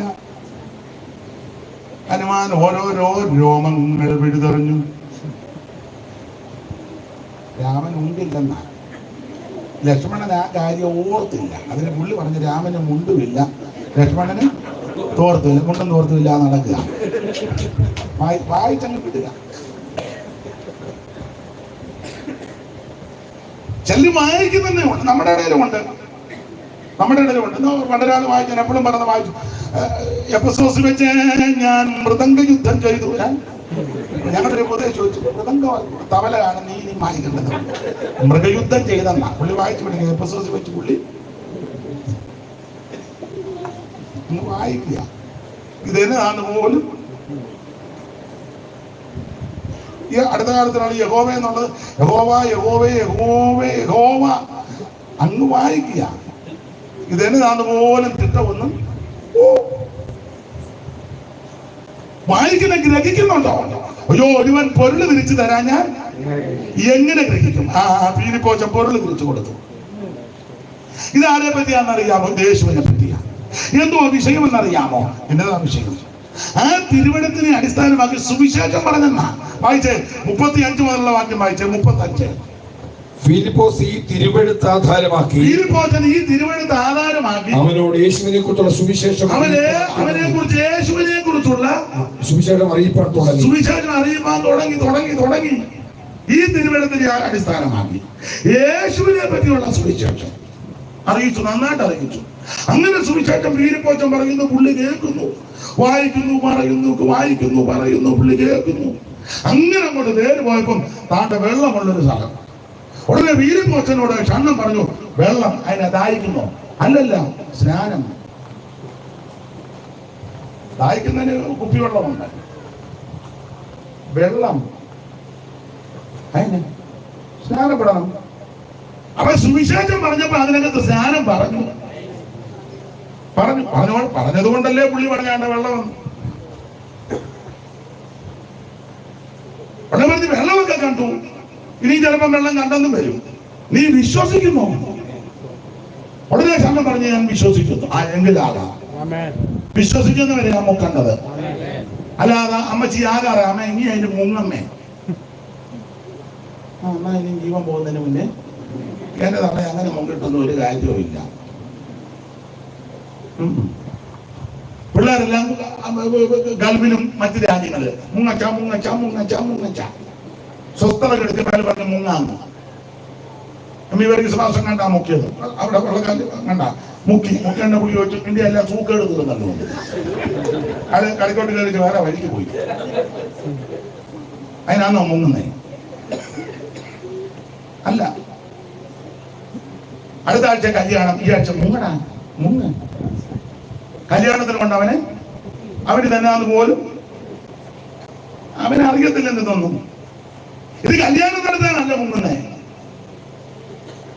അങ്ങേയറ്റം പറ്റിയാണ് മുക്കിയൊക്കെ. അതിനല്ല, സുഖം തീർക്കാനുമല്ല, യേശുവിനോട് ചേരാനാ, യേശുവിനെ ധരിപ്പാനാ, അവിടുത്തെ മരണ അടക്ക പുനരുത്ഥാനത്തോട് ഏകീഭവിക്കാനാ. ഈ ദൈവത്തിന്റെ കൽപ്പനയാ, ദൈവത്തിന്റെ നീതിയാ. അതൊക്കെ അങ്ങോട്ട് പറഞ്ഞു കൊടുത്തത്. അന്നേരം ക്ഷണം പറഞ്ഞു വെള്ളം. വിശ്വസിക്കുന്നുണ്ട്. എന്തിനാണ്? മുക്കി കഴിഞ്ഞപ്പോ പുള്ളിക്ക് നെഞ്ചുവേദന വന്നെന്നല്ല എഴുതിയേക്കുന്നത്. വായിച്ചേ. മുക്കിയപ്പോ എന്നാ സംഭവിച്ചത്? നീ പൂർണ്ണഹൃദയത്തോടെ വിശ്വസിക്കുന്നുവെങ്കിൽ ആകാമെന്ന് പറഞ്ഞു. യേശുക്രിസ്തു ദൈവത്തിൽ നിന്ന് ഞാൻ വിശ്വസിക്കുന്നു. മുക്കി കഴിഞ്ഞപ്പോഴുള്ള വാക്യം വായിച്ചേ. അവൻ സന്തോഷിച്ചും തന്റെ വഴിക്ക് പോയി. അങ്ങനെ സന്തോഷിച്ച് തന്റെ അതാ സന്തോഷം. അപ്പൊ നമ്മുടെ സന്തോഷം രക്ഷിക്കപ്പെടുമ്പോ സന്തോഷം. 2 സ്നാനപ്പെടുമ്പോഴും അല്ലാതെ ഇതുപോലൊരു ചതി. എങ്ങനെയാണോ സ്നാനപ്പെട്ടത്? കാല് തെറ്റി വെള്ളത്തിൽ പോയതാണോ? അല്ല, അവിടുത്തെ കൽപ്പനയാണ് മനസ്സിലായപ്പോൾ ഇറങ്ങിയതാണ്. പ്രതികൂലമൊക്കെ വരും, പ്രശ്നമൊക്കെ വരും, പോരാട്ടമൊക്കെ വരും, പക്ഷെ അകത്ത് ഭയങ്കര സന്തോഷമാണ്. അത് അനുഭവിച്ച ദൈവമക്കളേക്ക് ഓർത്ത് ഞാൻ ദൈവത്തെ സ്തുതിക്കുക. കർത്താവിന്റെ മഹത്വം. ക്ഷണൻ സന്തോഷിച്ചു പോയെന്നാണ്. ഫിലിപ്പോച്ചനെ ആത്മാവ് എടുത്തോണ്ട് പോയി അസ്തോതി കൊണ്ട് നിർത്തി. ഇതാ ശുശ്രൂഷ. ഇന്നത്തെ ഫിലിപ്പോച്ചൻ അന്ന് തേരെ നിറങ്ങുകയല്ല. ഞാനും വരിക, ഒക്കെന്നെങ്കിൽ തേര് കിട്ടുകയാണെങ്കിൽ ശുശ്രൂഷയാണ്. അപ്പൊ സന്തോഷിക്കാൻ കാരണം ഒന്ന്, ദൈവത്തിന് രക്ഷിക്കപ്പെടുമ്പോൾ സന്തോഷം, 2 സ്നാനപ്പെടുമ്പോഴും, 3 അഭിഷേകം പ്രാപിച്ചാലും സന്തോഷം. അത് വലിയ സന്തോഷമാണ്. കൊർന്നേലിയോസിന്റെ വീട്ടിൽ പത്രോസ് ചെന്നു. പുള്ളിക്ക് പോകാനൊക്കെ മടിയായിരുന്നു.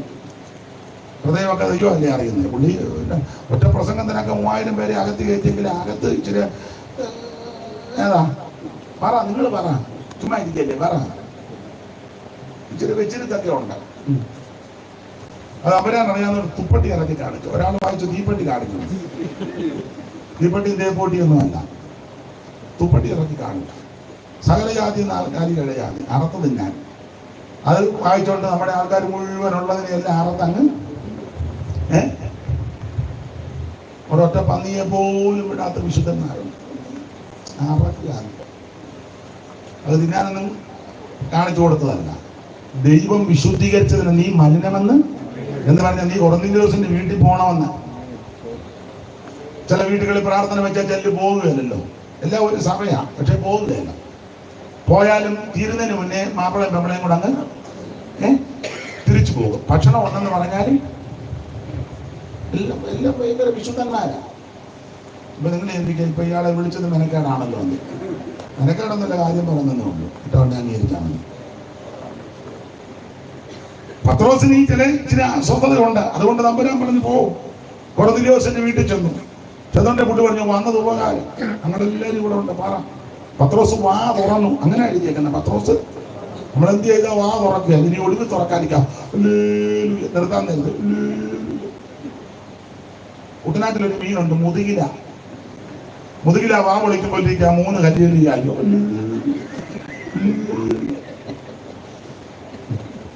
അല്ലാതെ തുറക്കുക, പിന്നെ തുറക്കും, ജീവൻ പോകാൻ നിർത്തും. അതിനൊന്നും ഇടവരുത്തരുത്. നിനക്ക് ആയുസ്സും അവസരവും കിട്ടുമ്പോൾ ദൈവത്തെ സ്തുതിച്ചോണം. അവസരം കിട്ടുമ്പോഴൊക്കെ ദൈവത്തിന് മഹത്വം കൊടുക്കണം. പത്രോസ് വാ തുറന്നു, നന്നായിട്ട് വചനം പറഞ്ഞു. കൊർന്നേലിയോസിന്റെ ഭവനത്തിൽ സുവിശേഷം പറഞ്ഞു. അങ്ങനെ വചനം പറഞ്ഞപ്പോൾ 44-ാം വാക്യം വായിച്ച് 44, 10-44 പെട്ടെന്ന് വായിച്ചു. ഈ വാക്കുകളെ പത്രോസ് പ്രസ്താവിക്കുമ്പോൾ വചനം കേട്ട എല്ലാവരുടെ മേലും പരിശുദ്ധാത്മാവ് വന്നിട്ട് കരികല്ലിരിക്കുമ്പോൾ ഇരുന്നല്ല, പിന്നെയോ അവർ അന്യഭാഷകളിൽ സംസാരിക്കുന്നതും ദൈവത്തെ മഹത്വപ്പെടുത്തുക. ദൈവത്തിന്റെ വചനം കേട്ടപ്പോൾ പരിശുദ്ധാത്മാവ് വന്നു. പരിശുദ്ധാത്മാവ് വന്നപ്പോൾ സങ്കടപ്പെട്ടെന്നല്ല, അന്യഭാഷകൾ ദൈവത്തെ മഹത്വപ്പെടുത്തി. ഇത് എഫെസോസിൽ നടന്ന കൊർന്നേലിയോസിന്റെ വീട്ടിൽ നടന്ന കാര്യം. അഭിഷേകം, ഈ അഭിഷേകം പ്രാപിച്ചു കഴിഞ്ഞാൽ സന്തോഷമാണ്. ദൈവത്തിന് മഹത്വം, ദൈവത്തിന് മഹത്വം. Praise the Lord. അഭിഷേകം പ്രാപിച്ചാൽ സന്തോഷമാണ്. രക്ഷിക്കപ്പെടുന്ന സന്തോഷമാണ്. സ്നാനപ്പെടുന്നത് സന്തോഷമാണ്. അഭിഷേകം പ്രാപിച്ചാൽ ഇതാ നമ്മുടെ സന്തോഷം. ധാന്യവും വീഞ്ഞും വർദ്ധിച്ചപ്പോൾ അവർക്കുണ്ടായതിലും അധികം സന്തോഷം. അതുകൊണ്ട് ആ ദൂതന്മാര് വന്ന് പറഞ്ഞത് സർവ്വജനത്തിനും ഉണ്ടാകുവാനുള്ള ഒരു മഹാ സന്തോഷം. യേശുവേ നീ സ്വർഗ്ഗത്തിൽ എന്റെ നാമം എഴുതി ആരും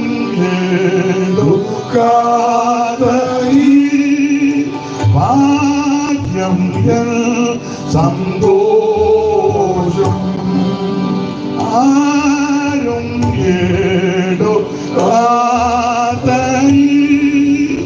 ഭാഗ്യം സന്തോഷം.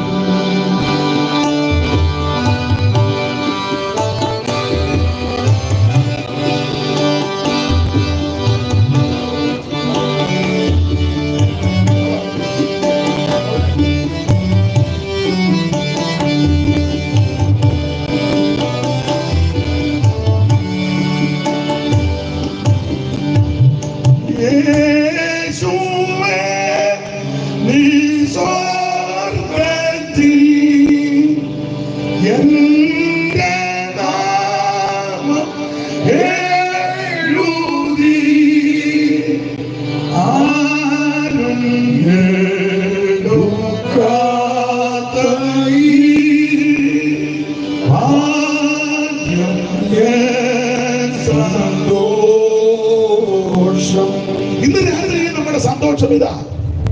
ദൈവത്തിന് മകത്ത് സർവ്വജനത്തിനും ഉണ്ടാകുവാനുള്ള ഒരു മഹാസന്തോഷം. അപ്പോൾ സുവിശേഷത്താൽ ഇതൊക്കെയാണ് സംഭവിക്കുന്നത്. ഓടിച്ച ഭാഗം ഒന്ന് വിടുക. എന്താ സുവിശേഷം? യേശു ക്രിസ്തു. എന്തിനാ സുവിശേഷം? സകല മനുഷ്യനും രക്ഷപ്പെടാൻ. ആരാ സുവിശേഷം കേൾക്കണ്ട? സകല ആൾക്കാരും ഇത് കേൾക്കണം. കേട്ടാനുള്ള ഗുണമെന്ന: ഒന്ന്, ഇരുട്ട് മാറും; രണ്ട്, ഭയം മാറും; മൂന്ന്, സന്തോഷമുണ്ടാകും; നാലാ, കണ്ണീർ കരുതുകൊണ്ട് നമുക്ക് രക്ഷിതാവിനെ കിട്ടും. യേശു എന്ന രക്ഷിതാവ് ക്രിസ്തു എന്ന രക്ഷിതാവ് നമുക്കൊരു രക്ഷകനെ കിട്ടി. എന്നെ രക്ഷിക്കാൻ ആരെങ്കിലും ഉണ്ടോ എന്ന് ഓർത്ത് നീ ഭാരപ്പെടണ്ട. യേശു നിന്നെ രക്ഷിക്കും. എന്റെ കുടുംബത്തെ രക്ഷിക്കാൻ ആരെങ്കിലും ഉണ്ടോ? നിരാശപ്പെടണ്ട. യേശു നിന്റെ കുടുംബത്തെ രക്ഷിക്കും. അവിടുന്ന് രക്ഷിക്കാൻ കഴിവുള്ളവൻ. ഇതാണ് സുവിശേഷം. ഇങ്ങനെയുള്ള സുവിശേഷത്തെ പ്രവചിച്ച പ്രവാചകനാണ് യെശയ്യാവ്. നമ്മുടെ വിഷയത്തിലേക്ക് വരാം. അതുകൊണ്ടാണ് യെശയ്യാവിനെ സുവിശേഷ പ്രവാചകൻ എന്ന് പറഞ്ഞിരിക്കുന്നത്. ആ സുവിശേഷ പ്രവാചകനാകുന്ന യെശയ്യാവ് പ്രവചിച്ച പ്രവചന പുസ്തകത്തിലെ 59-ാം അധ്യായത്തിന്റെ പ്രാരംഭവാക്യമാണ് ഇന്ന് രാത്രിയിലെ തിരുവചനത്തിന് അടിസ്ഥാനമായിട്ട് വായിച്ചത്. എല്ലാ ഭാഗവും ഒന്നും പറയാൻ ഒക്കത്തില്ലെങ്കിലും ചില കാര്യം നിശ്ചയിക്കപ്പെട്ട സമയപരിധിയിൽ എന്ന് പറയാം. 59-ന്റെ 1-ാം വാക്യം ഒന്നുകൂടെ വായിച്ചു. ദൈവത്തിന് മഹത്വം ഉണ്ടാകട്ടെ. രക്ഷിപ്പാൻ കഴിയാതെ യഹോവയുടെ കൈ ഈ 59-ാം അധ്യായത്തിന്റെ പ്രാരംഭവാക്യത്തിൽ പറയുക, രക്ഷിപ്പാൻ കഴിയാതെ വണ്ണം യഹോവയുടെ കൈ കുറുകിപ്പോയിട്ടില്ല. വേദപുസ്തകം പഠിപ്പിക്കുന്ന ആൾക്കാരാ നിങ്ങൾ പലരും. നിങ്ങൾക്കറിയാം, യെശയ്യാ പ്രവചനം 58-ാം അധ്യായം ഉപവാസ പ്രാർത്ഥനയും വ്യവസ്ഥയുമാണ്. വ്യവസ്ഥ തെറ്റിയുള്ള പ്രാർത്ഥനയും വ്യവസ്ഥ പ്രകാരമുള്ള ഉപവാസവും. വ്യവസ്ഥ തെറ്റിയുള്ള ഉപവാസവും ഉണ്ട്, വ്യവസ്ഥ പ്രകാരമുള്ള ഉപവാസവും ഉണ്ട്. ചിലർ ചുമ്മാ ഇരുന്ന് ഉപവസിക്കുന്നില്ല. ബുധനാഴ്ച ഉപവാസം, വെള്ളിയാഴ്ച ഉപവാസം, ഞായറാഴ്ച ഉപവാസം, പിന്നെ 3, 7, 21. മിക്കവരും പലരുമായിട്ട് മിണ്ടുക പോലുമില്ല. വെറുതെ കഞ്ഞിയും വെള്ളം കുടിക്കാതെ ഇരിക്കുക. എന്നും അങ്ങ് ഉപവാസമാണ്. അങ്ങനെ നിന്നിട്ടൊന്നും വലിയ കാര്യമില്ല. ഉപവസിക്കുന്ന ആൾക്കാർ ചില ക്രമീകരണങ്ങൾ ചെയ്തിട്ട് വേണം ഉപവസിക്കാൻ. 6-ാം വാക്യം അതിൽ വായിച്ചു, പെട്ടെന്ന് വായിച്ചു. യെശയ്യാവ് 58:6. അന്യായബന്ധനങ്ങളെ അടിക്കുക, മുഖത്തിന്റെ അമിക്കറുകളെ അടിക്കുക, പീഡിതരെ സ്വന്തം വിട്ടയക്കുക, എല്ലാ മുഖത്തെയും തകർക്കുക.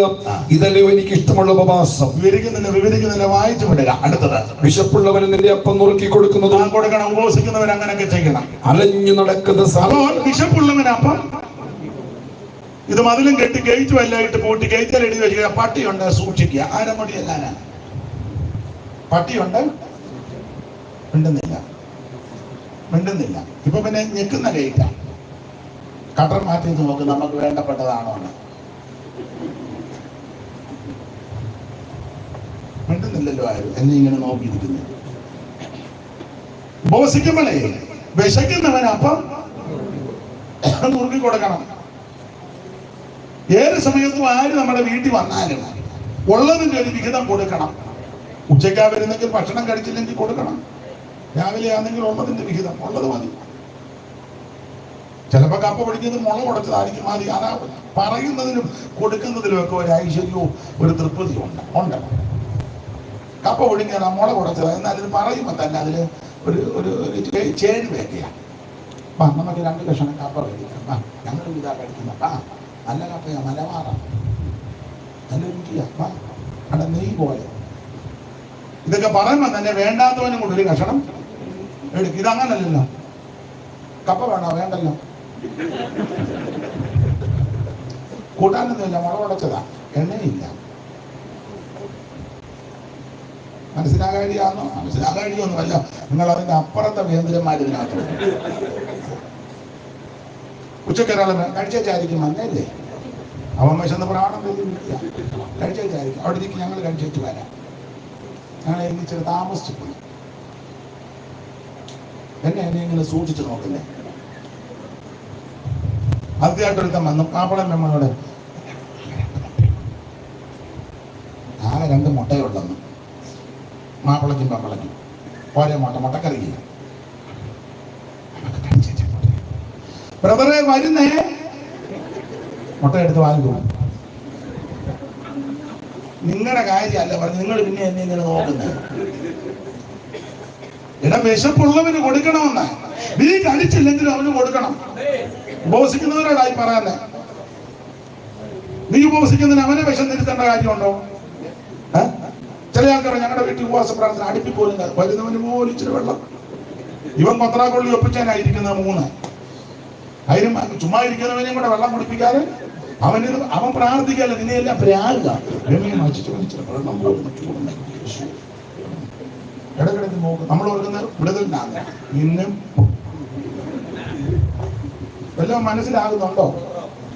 ഇതൊക്കെ മനസ്സിലാകണം. ചുമ്മാ ഇങ്ങനെ എലവൻ കേവിയെ പിടിച്ചത് ഓടിയിരിക്കരുത്. ഉപവാസ പ്രാർത്ഥനയാണ് പറഞ്ഞത്. ഇതൊക്കെ ചെയ്യേണ്ട കാര്യമാണ്. മോക്ക് മനസ്സിലാകുന്നുണ്ടോ ഞാൻ പറഞ്ഞേ? ഇല്ലേ? ഇനിയും തെളിയിച്ചു പറയണോ? വേണ്ട.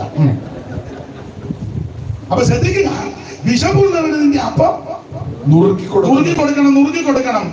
എമ്മോസിലേക്ക് പോയി ശിഷ്യന്മാര് കർത്താവ് താൻ കൂടെ നടന്ന കാര്യമൊക്കെ പറഞ്ഞു. മുന്നോട്ട് പോകുന്ന പാപമൊക്കെ വന്ന് കാണിച്ചു. അപ്പോൾ ക്ലയോപാവ് എന്ന് പറയുന്നിടത്തിനുമുണ്ട്. അയ്യോ, നേരം വൈകി അസ്തമിക്കുക, ഇന്ന് ഞങ്ങളുടെ കൂടെ. അങ്ങനെ അങ്ങോട്ട് ചെന്ന് അവരുമായിട്ട് ഇരുന്നപ്പോൾ അവൻ സ്വോത്രം യഹൂദന്റെ ഉണ്ണുണ്ണി സാറ് പ്രസംഗിച്ച് കേട്ടിട്ടുണ്ട്. അദ്ദേഹത്തെ കണ്ടിട്ടില്ലെങ്കിലും പ്രസംഗം കേട്ടിട്ടുണ്ട്. സാറപ്പച്ചന്റെ അതിഥിയുടെ കയ്യിൽ അപ്പം കൊടുക്കും. അവരെടുത്ത് വാഴ്ത്തി നുറുക്കണമെന്ന അതിന്റെ തിരുമേശയല്ല, അല്ലാതെ അപ്പം. അതിഥിയാകുന്നവനെ പിടിച്ച് നടുക്കിരുത്തി അപ്പം കൊടുത്തേച്ച് പറഞ്ഞു നുറുക്കാൻ. അപ്പം എടുത്ത് നുറുക്കിയിൽ അവർ അവനെ അറിഞ്ഞെന്ന് എന്ന് പറഞ്ഞാൽ അപ്പച്ചൻ പ്രസംഗിച്ച് കേട്ടിട്ടുണ്ട്. അപ്പം എടുത്തിരിക്കുന്നത് നുറുക്കിയപ്പോൾ ഇടത്ത് വശത്തിരുന്നതിനും വലത്ത് വശത്തിരുന്നതിനും കൈയുടെ അവൻ സ്വോത്രം ആണിപ്പാട് കണ്ടു. സ്തോത്രം. അപ്പം ഇങ്ങനെ എടുത്ത് നുറുക്കിയപ്പോൾ ക്ലയോപാവ് കണ്ട ആണിപ്പാട്, അപ്പറയുന്നത് ആ വ്യക്തി പുള്ളിയും കണ്ട ആണിപ്പാട്. അപ്പോൾ അവനെ അറിഞ്ഞു. ദൈവത്തിന് മഹത്വം. ഞാൻ പറഞ്ഞത് അപ്പം നുറുക്കി കൊടുക്കണം. വിഷമുള്ളവന് നിന്റെ അപ്പം നുറുക്കി കൊടുക്കുന്നതും പിന്നെ അലഞ്ഞു നടക്കുന്ന സാധുക്കളെ നിന്റെ വീട്ടിൽ ചേർത്ത് കൊള്ളുന്നതും. അവിടെ ആശ്വാസഭവനം ഉണ്ടല്ലോ, അതായിരിക്കും നിങ്ങളുടെ ചിന്ത. ഉണ്ടല്ലോ. ഈയിടെ ഞങ്ങൾ ഒരാളെ കൊണ്ട് കൊടുത്തെന്ന്, അതായിപ്പം ഹൃദയത്തില്. അവിടെ കൊണ്ട് കൊടുക്കുന്ന കാര്യം തന്നല്ല. മിണ്ടുന്നില്ല. എങ്ങനെ മിണ്ടാനാ? അലഞ്ഞു നടക്കുന്ന സാധുക്കളെ അടുത്തത് വായിക്കും. നിന്റെ മാംസരക്തങ്ങളായിരിക്കുന്നവർക്ക് നിന്നെ തന്നെ മറയ്ക്കാതിരിക്കുന്ന സഹോദരങ്ങളോടും സഭക്കാരോടും ഒക്കെ ചില അനുകമ്പയും സ്നേഹവും കരുതലും ഒക്കെ വേണം. കൊച്ചുദേശം പാടിയതുപോലെ കണ്ടും കാണാതെയൊന്നും നീ ആരാധിക്കുമ്പോൾ നിന്റെ അടുത്തിരുന്ന് നിനക്ക് വലിയ വീടും ചുറ്റുപാടും എതിരൊന്നുമല്ല.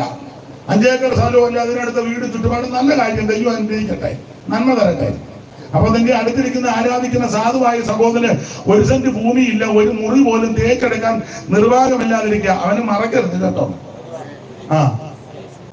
ഇപ്പോഴിങ്ങനെ കണ്ണടച്ച ആത്മാവിൽ തന്നെ ഇരിക്കരുത്. അവനെ ഒന്ന് നോക്കണം. എപ്പോഴും അങ്ങ് ധ്യാനിച്ചോണ്ട് സമാധി ഇരിക്കുമ്പോൾ ഇരിക്കുക. ഇപ്പൊ സമാധി പറയാനൊന്നുമില്ല. അവർക്ക് മറക്കരുത് കേട്ടോ. സ്തോത്രം. സഹോദരിമാരോട് പറയാം, കൂട്ടുവിശ്വാസികളൊക്കെ വീട്ടിൽ ചെല്ലുമ്പോഴേ സഹോദരിമാർക്കാകുമ്പോ അടുക്കളയിലൊക്കെ ഒന്ന് കയറാമല്ലോ, ചെന്ന് ചോദിക്കണം, അല്ലെ ഒന്ന് നോക്കിയാക്കണം. അല്ലാതെ പ്രാർത്ഥനാ മുറി തന്നെ ഇരുന്ന് ഇങ്ങനെ വരച്ചേച്ച് പോകരുത്. മനസ്സിലാകുന്നുണ്ടോ? ഇല്ലോ? മനസ്സിലാകുന്നില്ലല്ലോ? ഒന്നല്ല, നല്ല കാര്യം. ഒന്ന് ശ്രദ്ധിക്കണേ. കൂടെ ആരാധിക്കുന്ന സഹോദരിക്ക് നല്ല വസ്ത്രമുണ്ടോ? കൂടെ ആരാധിക്കുന്ന സഹോദരന് നല്ല വസ്ത്രമുണ്ടോ? ഇല്ലെങ്കിൽ ഒന്ന് കൊടുക്കുകയൊക്കെ ചെയ്യണേ. ചെല്ല് പറയത്തില്ല, അതൊക്കെ കണ്ടു അറിഞ്ഞു ഒക്കെ ചെയ്യണം. മറക്കരുത്. മനസ്സിലാകുന്നുണ്ടോ? മറക്കരുതെന്ന് വായിച്ചോ. ഇപ്പൊ തന്നെ മുഖഭാവം ഇല്ല. അപ്പോൾ നിന്റെ വെളിച്ചം ഉഷസ് പോലെ പ്രകാശിക്കും. അങ്ങനെയൊക്കെ ചെയ്തെങ്കിലേ അവൻ സ്വന്തം വെളിച്ചം പ്രകാശിക്കും. അല്ലാതെ കൈയടിച്ച് പാടുക, വെളിച്ചങ്ങൾ വീശുന്നു എന്തൊക്കെ ഇങ്ങനെ കിടന്ന് അന്ന് മാറുകയല്ല, കിറി കോടാന്നല്ലാതെ. ഇതൊക്കെ ചെയ്യേണ്ട കാര്യമൊക്കെ ചെയ്യണമെന്ന്. അടുത്ത വാക്യമായി, നിന്റെ മുറിവുകൾക്ക് വേഗത്തിൽ പൊറുതി വരും. ഇങ്ങനെയൊക്കെ ചെയ്താൽ നിന്റെ മുറിവുകൾക്ക് വേഗത്തിൽ പൊറുതി വരുത്തും. നിന്റെ നീതി നിനക്ക് മുമ്പായിട്ട് പുറപ്പെടും. പിന്നെ യഹോവയുടെ മഹത്വം നിന്റെ പിൻപട വായിപ്പിക്കുന്നില്ല. നിങ്ങൾ പിന്നെ വായിച്ചോ. 58-ാം അധ്യായത്തിൽ വ്യവസ്ഥ പ്രകാരമുള്ള ഉപവാസം. എന്നിട്ട് 59-ന്റെ പ്രാരംഭവാക്യത്തിൽ പറയുക, രക്ഷിപ്പാൻ കഴിയാതെ വണ്ണം യഹോവയുടെ കയ്യ്. ഞാൻ ഇങ്ങനെ പറയുന്നത്, 58-ാം അധ്യായത്തിന്റെ വ്യവസ്ഥ പ്രകാരം ഉപവസിച്ച് പ്രാർത്ഥിക്കുന്ന ഒരു ദൈവ പൈതൽ പ്രാർത്ഥിക്കുന്ന ദിനങ്ങളിൽ, ആഴ്ചകളിൽ, മാസങ്ങളിൽ, വർഷങ്ങളിൽ ഒരു വിടുതൽ നടന്നില്ലല്ലോ എന്നോർത്ത് നീ നിരാശപ്പെടരുത്. ദൈവത്തിന്റെ കൈ കുറുകിയിട്ടില്ല. ഒന്നുകൂടെ മനസ്സിലാക്കാൻ ശ്രദ്ധിക്കാത്തവരുണ്ട്. 58-ാം അധ്യായത്തിലെ വ്യവസ്ഥ പ്രകാരം ഉപവസിച്ച് പ്രാർത്ഥിക്കുന്ന ഒരു ദൈവ പൈതൽ പ്രാർത്ഥിക്കുന്ന ദിനങ്ങളിലും ആഴ്ചകളിലും മാസങ്ങളിലും വർഷങ്ങളിൽ ഒരു വിടുതൽ നടന്നില്ലല്ലോ എന്നോർത്ത് നിരാശപ്പെട്ടു പോകരുത്. നമ്മുടെ ദൈവത്തിന്റെ കൈ കുറുകിപ്പോയിട്ടില്ല. രക്ഷിപ്പാൻ കഴിയാതെ വണ്ണം യഹോവയുടെ കൈ ഉറുകിയില്ല. ഇന്ന് രാത്രി ഈ ഭവനത്തോട്, കൂടപ്പെട്ടവരോട്, ദേശത്തോട്, അയൽവാസികളോടെല്ലാം അറിയിപ്പാനുള്ള, ഓൺലൈനിലുള്ളവരോടൊക്കെ അറിയിപ്പാനുള്ള സന്ദേശം നമ്മുടെ ദൈവത്തിന്റെ കൈ കുറുകിപ്പോയിട്ടില്ല. ഇന്ന് രാത്രി ദൈവത്തിന്റെ കരത്താൽ നിനക്ക് വേണ്ടി ദൈവം വൻക്രിയകൾ ചെയ്യും. രക്ഷിപ്പാൻ കഴിയാതെ വണ്ണം യഹോവയുടെ കൈ കുറുകിയിട്ടില്ല. ഈ ദൈവത്തിന്റെ കൈക്ക് ഒത്തിരി വിശേഷതയുണ്ട്. ഉത്തമഗീതം 5-ാം അധ്യായത്തിന്റെ 10 മുതൽ താഴോട്ട് അലങ്കാര ഭാഷയിൽ അംഗപ്രത്യംഗ വർണ്ണന നടത്തിയിരിക്കുക യേശുവിന്റെ. അത് അലങ്കാര ഭാഷയിൽ ഉപമകളും ഉപമാനങ്ങളൊക്കെ ആയിട്ടാണ് കൊടുത്തിരിക്കുന്നത്. നിന്റെ പ്രിയന് മറ്റു പ്രിയന്മാരെക്കാൾ വിശേഷത എന്തുണ്ട് എന്ന് ചോദിച്ചു പറഞ്ഞു. വിശേഷത ഉണ്ടെങ്കിൽ അവനേ ഉള്ളൂ. എന്നിട്ട് വിശേഷത 10-ാം വാക്യം മുതൽ പറയാം. വായിച്ച് 10-ാം വാക്യം മുതൽ. എന്റെ പ്രിയൻ വെണ്മയും ചുവപ്പുള്ളവൻ, എന്റെ പ്രിയനെ വെണ്മയും ചുമപ്പുമുള്ളവൻ, പിന്നെ 10,000 പേരിൽ അതിശ്രേഷ്ഠൻ തന്നെ, 10,000 പേരിൽ അതിശ്രേഷ്ഠൻ തന്നെ, പിന്നെ എന്റെ ശിരസ് അതിവിശേഷമായ തങ്കം, അവന്റെ കുറുനിരകൾ ചുരുണ്ടും കാക്കയെ പോലെ കറുത്തുമിരിക്കുന്നു. നിന്റെ പ്രിയ ബന്ധു വിശേഷത ഉള്ളോ,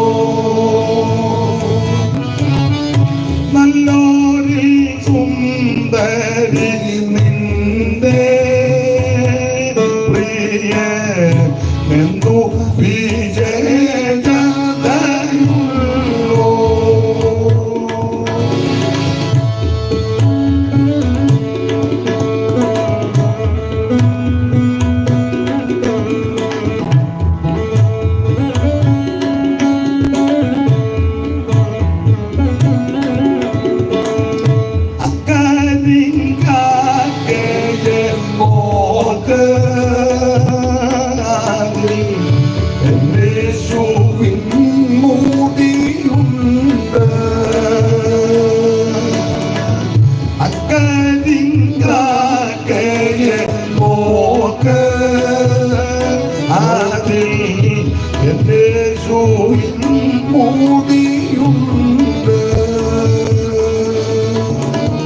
നല്ലോരിൽ സുന്ദരി നിന്റെ പ്രിയ ബന്ധു വിശേഷതയുള്ളോ.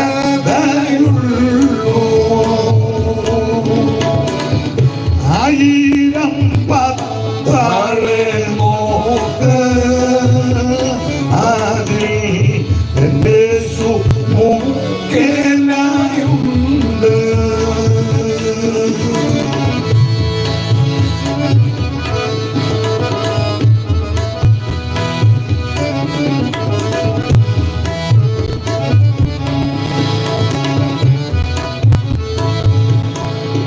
അപ്പൊ ഈ 5-ാം അധ്യായത്തിന്റെ 10 മുതൽ താഴോട്ട് അവിടുത്തെ അംഗപ്രത്യംഗ വർണ്ണനയാണ്.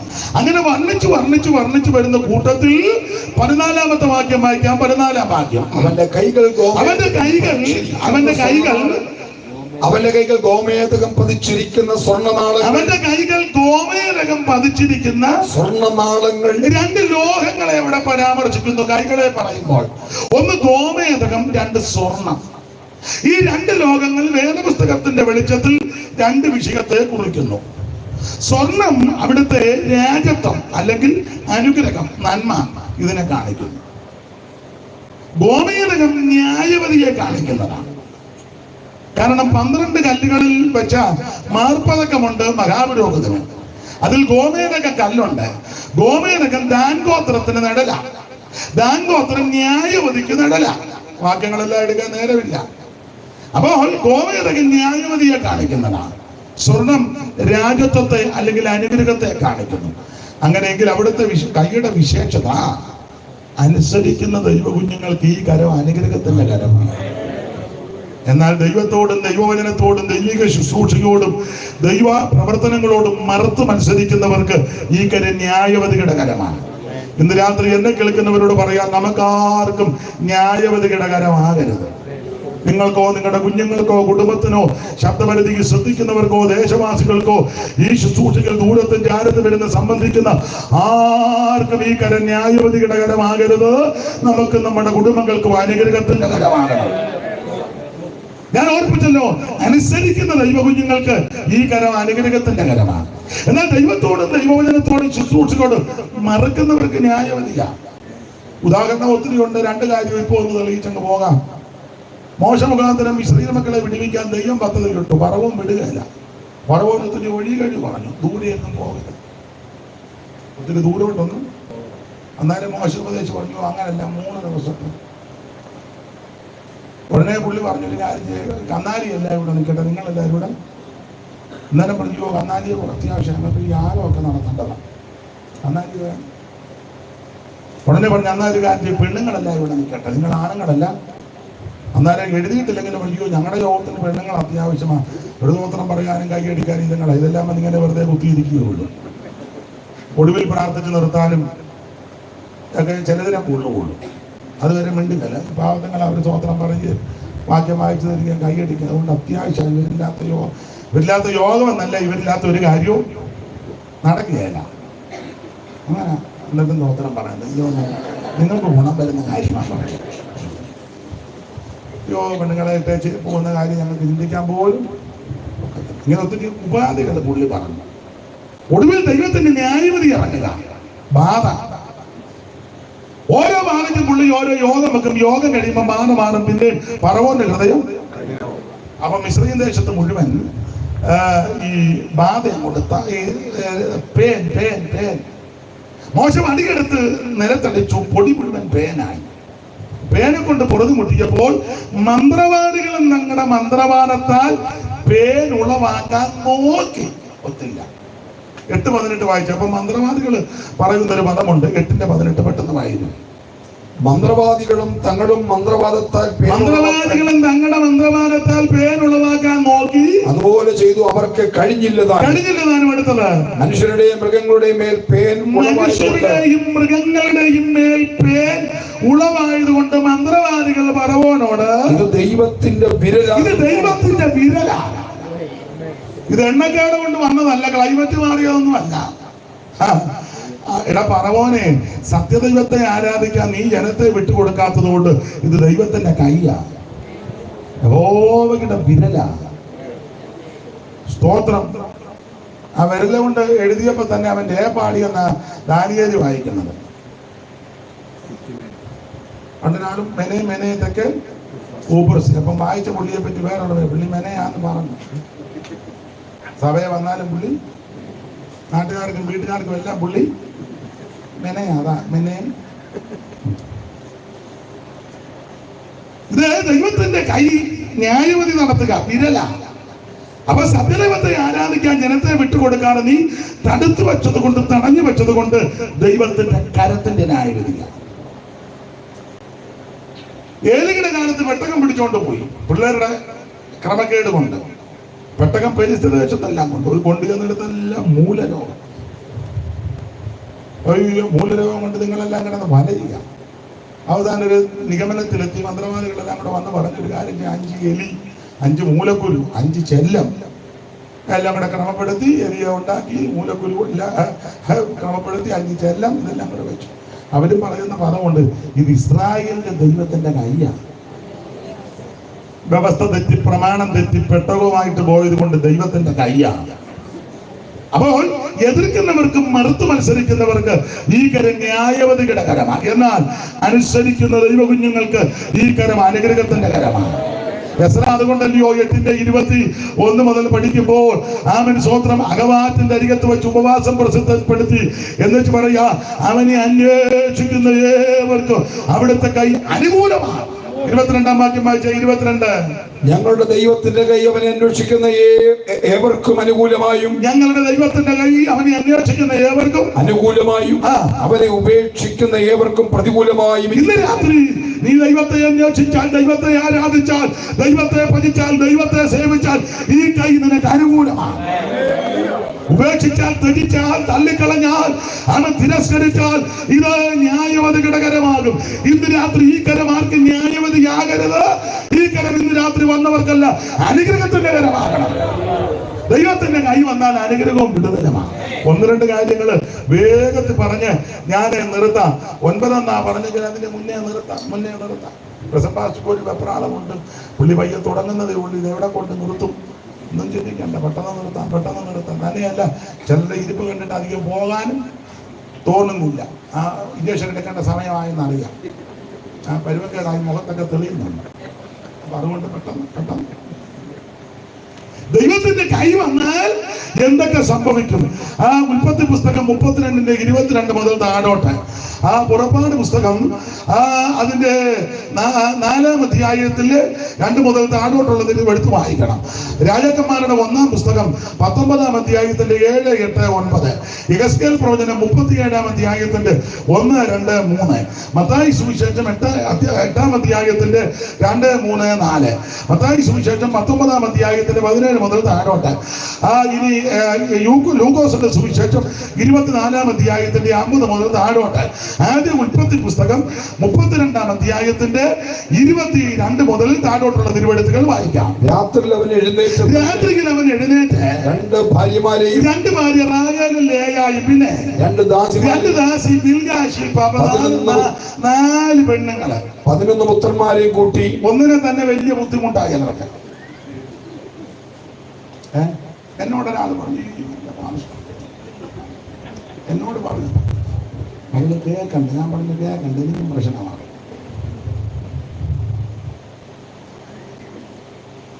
ഞാൻ തീച്ചൂളക്കകത്തോടാണ്. അന്നേരം ഒരുത്തം കൂളായിട്ട് 4 എണ്ണത്തിന് ഞാൻ കൊണ്ട് നടക്കുന്നത്. എന്തോ കഴിവാ ഇവിടെ. ഇത് കഴിവല്ലേ? സത്യം പറയാം. ഒരെണ്ണത്തിന് ഞാനും നിങ്ങളും ഇവരും സത്യം പറയാം. നമ്മുടെ കഴിവിന്റെ കുറ്റമല്ല, പണക്കാരല്ല പറഞ്ഞത്. നമുക്ക് ഇഷ്ടപ്പെടാത്തതായിരിക്കും ചിലപ്പോൾ പറയുന്നത്, നമുക്ക് ഇഷ്ടപ്പെടാത്തതായിരിക്കും ചെയ്യുന്നത്. ചിലപ്പോൾ നമ്മുടെ വീട്ടുകാരോട് വലിയ താല്പര്യവും കാണും, അവരുടെ വീട്ടുകാർ വരുന്ന വലിയ ഇഷ്ടം. നമ്മുടെ അമ്മയുടെ എല്ലാവരും അല്ലെങ്കിലും മിക്കതും ആയതൊക്കെ തന്നെ കാണുമ്പോൾ ഞാൻ പിന്നെ പമ്മി എനിക്കത് സ്തോത്രാന്നൊക്കെ പറഞ്ഞു. അതൊന്നും കണ്ട് ഞാൻ ഇളകത്തുമില്ല. അപ്പൊ ഒരെണ്ണത്തിന് തന്നെ എന്ത് ദൈവകൃപയെ ശരണപ്പെട്ടില്ലേ? ഇന്നാളൊരാൾ പറഞ്ഞു, എന്റെ പഴയ സ്വഭാവമായിരുന്നെങ്കിൽ ഇവളിപ്പം കുടിക്കാരെ കിടന്നതിന് വന്നു. കുടിക്കാല സ്ഥലമല്ല. അപ്പൊ ഒരുത്ത 4 എണ്ണത്തിന് ലേയായും റാഹേലും ബിൽഗാൻ രാത്രികൾ പുള്ളി എഴുന്നേറ്റ്. ഒന്നുകൂടെ വായിച്ച രാത്രിയിൽ അവൻ എഴുന്നേറ്റ്. പുള്ളി അങ്ങനെ രാത്രി എഴുന്നേക്കുന്ന പ്രകൃതക്കാരനല്ല. സന്ധ്യയാകുമ്പോഴേ എവിടെയെങ്കിലും മാണ്ട് കിടക്കുന്നവനാ. അതിൽ ഓടി ഒരു സ്ഥലത്ത് ചെന്നപ്പോ സൂര്യൻ വൈകി ക്ഷീണമൊക്കെ കാണും. പുള്ളി ചിലക്ക് എന്നും അങ്ങ് ക്ഷീണമാണ്. എന്നും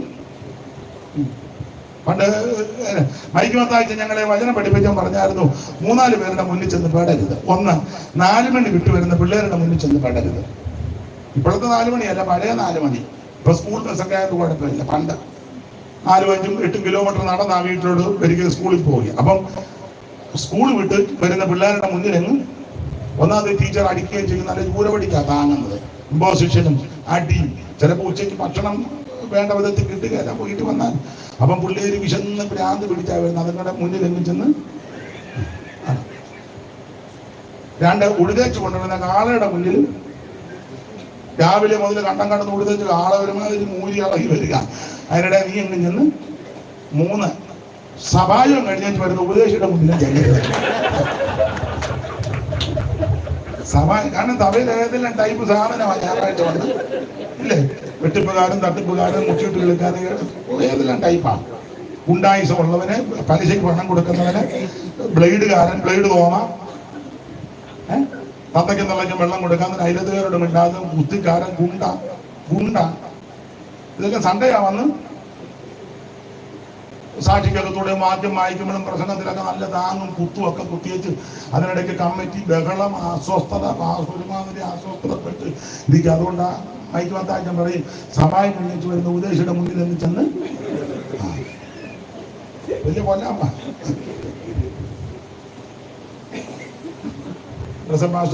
ഊറിച്ചിരിക്കും. എന്തോ വിഷയം കാണുമായി ഇവിടെ ഉണ്ടെന്നല്ല, നേരത്തെ ഓർത്താനും ദൈവത്തിന്റെ മഹത്വം. ഞാൻ ഒരാളെ ഉപദേശിച്ചല്ല, ശുശ്രൂഷ ചെയ്തവരോട് ചോദിച്ചു. ചില വിശ്വാസികൾ ആക്ഷേപിക്കും, പാസ്റ്റർ വലിയ ചാട്ടം ഞങ്ങൾ തരുന്നതല്ലേ തിന്നുന്നേ, അങ്ങനെ ചോദിക്കുന്നവരുണ്ട്. ചില പിള്ളേരോട് ചോദിച്ചിട്ടുണ്ട്, നീയൊക്കെ എന്തിനാ കിടന്ന് ചാടാനാടാ? ഞാൻ ഇരിക്കുമ്പോൾ ആ ഒരു തള്ള, അമേരിക്കക്കാരി തള്ളയാ, ഇപ്പോഴും കൊണ്ടാ തള്ള. ഈയിടെ ഞാൻ കണ്ടു, പാസ്റ്ററുടെ പേരൊന്നും പറയുന്നില്ല, അദ്ദേഹം കണ്ണിൽ കൂടെ ഞാൻ കണ്ട അനുഭവ സാക്ഷി. ഈ തള്ള പറയാ, എന്നാ കിടന്ന് ചാടുന്നേ?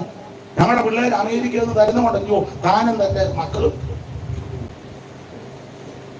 ഇപ്പൊ തള്ള ഇങ്ങനെ ആയിരിക്കുന്നു.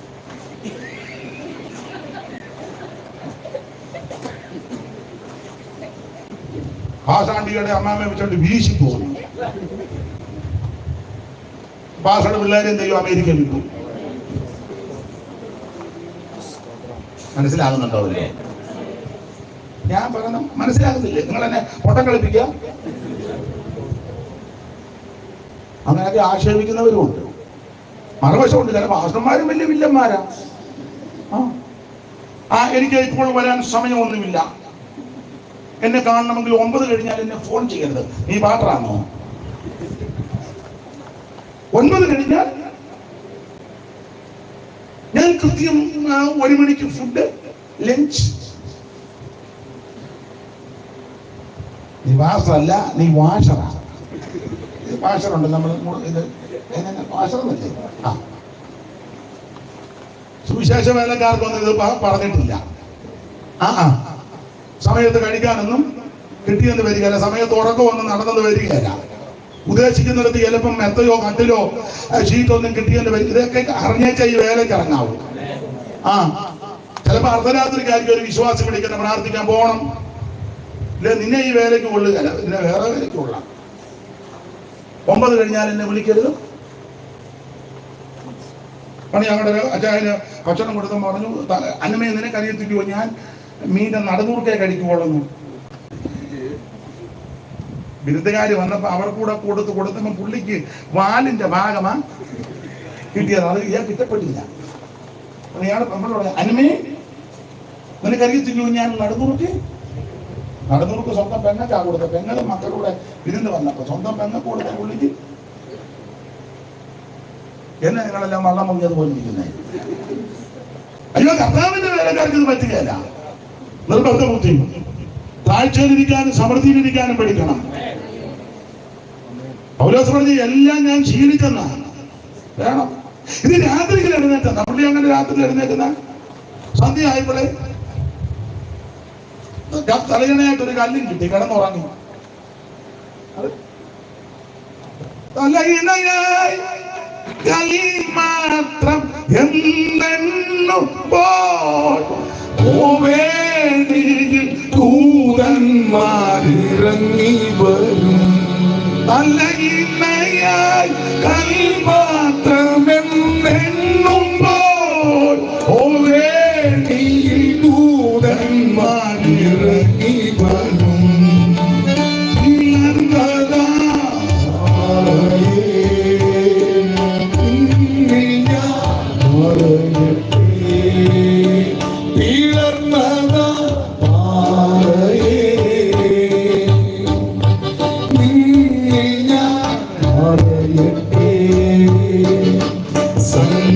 സങ്കേതമേ എനിക്കാനന്ദമേ, നിന്നിൽ ചാരിടുന്നവർക്ക് ആശ്വാസമേ, നിന്നാത്മബലം എനിക്കാനന്ദമേ.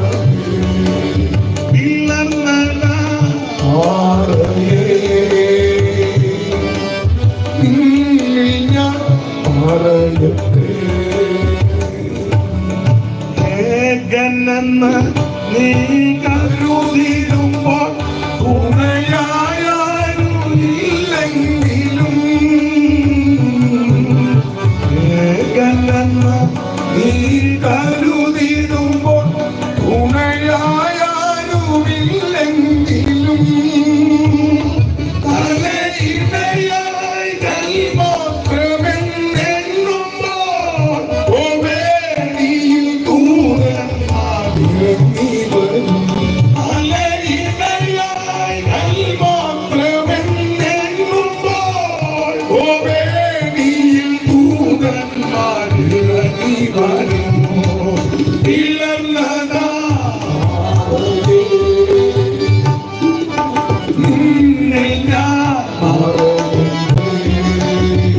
പോകട്ടെ, സമയം പോകുന്നല്ലോ. രാത്രിയിൽ എഴുന്നേറ്റ് സദ്യക്കാൻ കിടക്കുന്ന പുള്ളിയെ ഇപ്പം രാത്രി ഉറക്കം പോലും എഴുന്നേക്കേണ്ട വിഷയങ്ങളാണ്. അളിയന്മാരോടൊക്കെ അമ്മായിയപ്പൻ്റെ മുഖത്ത് അത്ര തൃപ്തിയൊന്നും. പുള്ളി ബ്യൂട്ടി പാർലറിലൊക്കെ പോകുമെങ്കിലും മുഖത്ത് തെളിച്ചില്ല. അത് മിക്കതും അങ്ങനൊക്കെ തന്നെ. എന്തെല്ലാം കാണിച്ച പരുവത്തിന് വന്ന് ഏതായാലും മുഖത്തോട് നോക്കി ഐശ്വര്യം ഒന്നും. അപ്പൊ അമ്മായിയപ്പൻ്റെ മുഖഭാവം അത്ര നല്ലതല്ല, അളിയന്മാരുടെ ഡയലോഗ് അത്ര നല്ലതല്ല. എല്ലാം കൂടെ കണക്കിലെടുത്ത പുള്ളിക്ക് മനസ്സിലായി നീ ഇവിടെ നിന്ന് അന്നുകൊണ്ട് ദത്ത് നിർത്തി. ദത്ത് നിൽക്കാതിരിക്കുന്നതാ.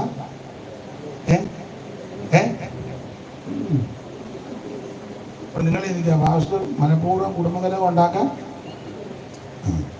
അല്ല, തന്റെ ഭാര്യമാരെയും കുട്ടികളെയും തന്റെ സമ്പത്തും കൂട്ടിക്കൊണ്ട് യാത്ര തിരിച്ചു. 20 കൊല്ലം മുമ്പ് കൊല്ലാൻ നിന്ന ഏശാവ് അവിടെ ഉണ്ട്. ഇപ്പം അമ്മായിയപ്പന്റെ വീട്ടിൽ നിൽക്കാൻ നേരം വളരെ പ്രതിസന്ധി.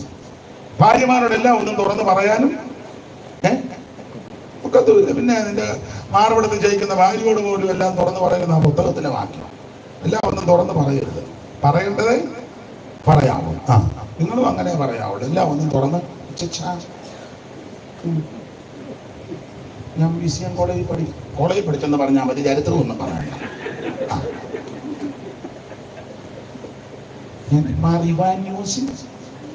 യൂണിവേഴ്സിറ്റി പഠിച്ചെന്നുള്ളത് സന്തോഷം, അത് മതി. അതിന് കൂടുതൽ വിവരണങ്ങളൊന്നും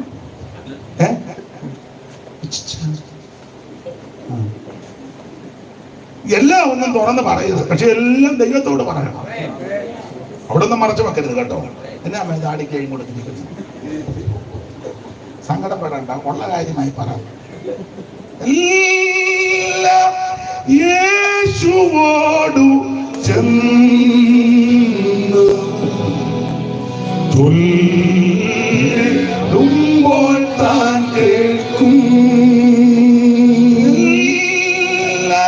യേശുവോടു ചെന്ന് ചൊല്ലിടുമ്പോൾ താൻ കേൾക്കും. എല്ലാം കർത്താവിനോട് പറയാം. പക്ഷെ എല്ലാ കാര്യം എല്ലാവരോടും പറയാൻ ഒക്കത്തില്ല. ഭാര്യമാരോടെല്ലാം ഒന്നും തുറന്ന് പറഞ്ഞില്ല. പക്ഷെ മനോവേദനയോടാ യാത്ര. അങ്ങനെ യാത്ര ചെയ്ത് യാബോക്ക് കടവിന്റെ തീരത്ത് വന്ന് തനിക്കുള്ളതെല്ലാം അക്കരെ കടത്തി. അക്കരെ കടത്തി വളരെ ഭാരത്തോടെ നിൽക്കുമ്പോൾ ദൂതൻ വന്നു. ദൂതനുമായിട്ട് മല്ലി പിടിച്ചെന്ന ഉൽപ്പത്തിയിൽ ഹോശിയാക്ക പഠിക്കുമ്പോൾ പ്രാർത്ഥിച്ചെന്ന. നേരം വെളുത്തിട്ടും പ്രാർത്ഥന നിർത്തിയില്ല. അപ്പൊ ദൂതൻ പറഞ്ഞു, ജേക്കബേ വിടടാ, സൂര്യൻ ഉദിക്കുന്നു, വെളിച്ചം വീശുന്നു, എനിക്ക് പോകണം. അവൻ പറഞ്ഞു, നീ എന്നെ അനുഗ്രഹിച്ചല്ലാതെ ഞാൻ നിന്നെ വിടുന്നില്ലെന്ന് കണ്ടപ്പോൾ ഹോവയുടെ ദൂതൻ യാക്കോബിന്റെ തുടയുടെ കടം തൊട്ടു. പേരെന്നാന്ന് ചോദിച്ചു. പേര് ജേക്കബ്. 27 അങ്ങനല്ലല്ലോ പറഞ്ഞേ. 27 അത് 27 അങ്ങനെ പറഞ്ഞെങ്കിലും ഇവിടെ പറയാതിരിക്കാൻ ഒക്കത്തില്ല. കാരണം ഒരു ചെറിയ പിടുത്തം, ചെറുതല്ല വലിയ പിടുത്തമാ. തുടയുടെ സത്യം പറഞ്ഞു. അപ്പൊ തമ്പുരാൻ പറഞ്ഞു, വിവരിക്കുന്നില്ല. തമ്പുരാൻ പറഞ്ഞു, നീ സത്യം സംസാരിച്ചല്ലോ, നിന്റെ പേര് ജേക്കബ് എന്നല്ല, ഇസ്രായേൽ പ്രഭു. പ്രഭു ഉപായമെല്ലാം ഇന്ന് രാത്രി നിർത്തിക്കോണം, വിട്ടോണം. നിന്റെ പേര് പ്രഭുവാ. നിന്റെ പേരും പ്രകൃതിയും എല്ലാം മാറുക. യഹോവയുടെ ദൂതൻ യാക്കോബിന്റെ തുടയുടെ തടം തൊട്ടു എന്ന് പറഞ്ഞാൽ അവരുടെ ദൂതൻ എന്ന് പറയുന്നത് ദൈവം തന്നെ. സർവശക്തൻ തന്റെ കൈ കൊണ്ട് യാക്കോബിനെ തൊട്ടു. ഇവന്റെ പഴയ പേരും പ്രകൃതിയും മാറി ഒരനുഗ്രഹത്തിന്റെ പേര് ദൈവം കൊടുത്തു. മാത്രമാണോ, പിറ്റേന്ന് അക്കരെ ചെന്നപ്പോൾ 33 ഏശാവോടി വന്ന് കെട്ടിപ്പിടിച്ച് ആലിംഗനം ചെയ്ത് കഴുത്ത് വീണ് ചുംബിച്ചു. രണ്ടുപേരും കരഞ്ഞു. ഞാൻ ഇങ്ങനെയാ പറയുന്നത്, ദൈവത്തിന്റെ കരം നിന്നെ തൊട്ടാൽ നിന്റെ പേരും പ്രകൃതിയും മാറി വിരോധമായി നിൽക്കുന്നവൻ അനുകൂലപ്പെട്ടു വരും. യാക്കോബിനെ തൊട്ട കരം കുറുകിപ്പോയിട്ടില്ല. ഇന്ന് രാത്രി ഈ കരം നിന്നെ തൊടും. നിന്റെ പഴയ പേരും പ്രകൃതിയും എല്ലാം മാറ്റി അനുഗ്രഹത്തിന്റെ പേര് ദൈവം നിനക്ക് നൽകി. നിനക്ക് വിരോധമായി പ്രതികൂലമായി നിൽക്കുന്നവരെ ഇന്ന് രാത്രി അവിടുന്ന് അനുകൂലപ്പെടുത്തി നിന്നോട് കൂടെ വരുത്തുവാൻ നിന്റെ ദൈവം വിശ്വസ്തനാണ്. യാക്കോബിനെ തൊട്ടകരം കുറുകിപ്പോയിട്ടില്ല. വാക്യങ്ങൾ ഒത്തിരി പറഞ്ഞെങ്കിലും എല്ലാം പറയുന്നില്ല, പെട്ടെന്ന് അങ്ങ് നിർത്തുക. രാജാക്കന്മാരുടെ 1-ാം പുസ്തകം 19-ാം അധ്യായത്തിന്റെ 7-8 അറിവുള്ള വാക്യമാ വായിച്ചു. രാജാക്കന്മാരുടെ 1-ാം പുസ്തകം 19-ന്റെ 7-8 പെട്ടെന്ന് വായിക്കാം. യഹോവയുടെ ദൂതൻ രണ്ടാം പ്രാവശ്യവും വന്ന് അവനെ തട്ടി. ഒരാളെ തൊട്ടു, ഈ പുള്ളിയെ തട്ടി. പിന്നെ എഴുന്നേറ്റ് തിന്നുക, നിനക്ക് ദൂരയാത്ര ചെയ്യുവാനുണ്ടല്ലോ എന്ന് പറഞ്ഞു. അടുത്തത് അവൻ എഴുന്നേറ്റ് തിന്ന് കുടിച്ച് ആഹാരത്തിന്റെ ബലം കൊണ്ട് 40 പകലും 40 രാവും ദൈവത്തിന്റെ പർവ്വതമായ ഹോറേബോളം നടന്നു. പശ്ചാത്തലഭാഗമൊക്കെ അറിയാം. ഒരു തള്ളയുടെ വാക്ക് കേട്ട് പേടിച്ച് കിടക്കായി ആകാൻ. തള്ള എത്ര തള്ളയാ? പിന്നെ ഉള്ള ഉപവാസപ്രാർത്ഥന ഒരു തന്നെ തട്ടിയ തള്ളയാ. എന്നും അമ്മ ഫാസ്റ്റിംഗ് പറയാം. ജീസസ് പാമ്പ് പിടിച്ചവനെ വക വരുത്തി. തന്നെയല്ല തള്ള കൂടോത്രക്കാരിയാ. നാളെ ഞാൻ സ്ഥലത്ത് നിന്ന് വെച്ച് പുള്ളിക്കാരിയാണ്. അത് കൂടോത്രം കുഞ്ഞമ്മയാണ്. അത് വേറെ വിഷയമാണ്, ഇപ്പൊ പറയാനൊക്കത്തില്ല. ഇവിടെ ശുദ്രക്കാരിയായി ഇസബേല്, സീദോന്യ രാജാവാകുന്ന ഇക്ബാലിന്റെ പുത്രിയാണ് ഇസബേല്. ശുദ്രം ചെയ്യും. അതുകൊണ്ട് ഏകു ഇസ്രായേൽ വന്നപ്പോ യോരാ ചോദിച്ചു, ഏകുവേ സമാധാനമാണോ? അപ്പൊ ഏകു പറഞ്ഞു, എനിക്കോ? എടാ, നിന്റെ അമ്മയുടെ കൂടോത്രം ശുദ്രമേ, ഇതുപോലെ ഒടുവത്തിൽ നിൽക്കുമ്പോ എനിക്ക് വല്ല സമാധാനമുണ്ടോ? പിന്നെ 2 കണ്ണന്മാരെ കണ്ട ഭാഗമൊക്കെ നിങ്ങൾക്കറിയാം. തട്ടി തള്ള താഴെ ഇട്ട് തള്ള കണ്ണുമൊക്കെ ഇങ്ങനെ എഴുതി അടിച്ച് തള്ള താഴെ ഇട്ട് കണ്ടാനം നീ എഴുതരുതേ. മുടിയെല്ലാം ചീകി ചന്ദ്രാക്കൊള്ളിയെല്ലാം ഒപ്പിച്ച് ഇങ്ങനെയുള്ള വിലസായിരുന്നു. എന്നാ പറയാ,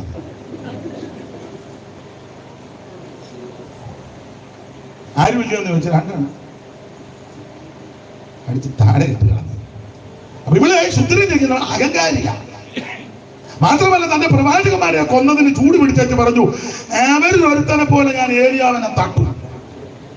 പുലി പേടിച്ച് ചൂടച്ചടിയുടെ. അതിനെപ്പറ്റി വേദപണ്ഡിതാക്കളെ ചെല്ല് പറയുന്നത്, ഇവിടെ ശുദ്രം ചെയ്യുന്നവളാ ഏലിയാവിനെതിരെ ഭയങ്കര ആഭിചാരം ചെയ്തെന്ന അതിന്റെ ഫൈറ്റിംഗ് ഉണ്ടായി. അതൊക്കെ ഉണ്ടാവും, പക്ഷെ ജയിക്കത്തില്ല. ഫൈറ്റിംഗ് ഉണ്ട്. ആ ഫൈറ്റിങ്ങിനെ അതിജീവിക്കുന്നത് എങ്ങനെയാണെന്നറിയാമോ? നിങ്ങൾ യോജിക്കത്തില്ല. നീ മുഴങ്കാലിലിരുന്ന് അന്യഭാഷ പറഞ്ഞ് ആത്മാവിൽ നിറഞ്ഞ് നൃത്തം ചെയ്യുമ്പോൾ ഇങ്ങനെയുള്ള വിഷയത്തിൽ ദൈവം നിനക്ക് ജയം തരും. നിന്നെ ചപ്പളാത്തിയാടിയൊക്കെ ആടിയിരുന്ന വ്യായി നിന്നെ ചാപ്പും. ഞായറാഴ്ച വന്നിരിക്കുക, മുണ്ടിയിരിക്കും പോലെ നാളെ എടുത്തിരിക്കുക.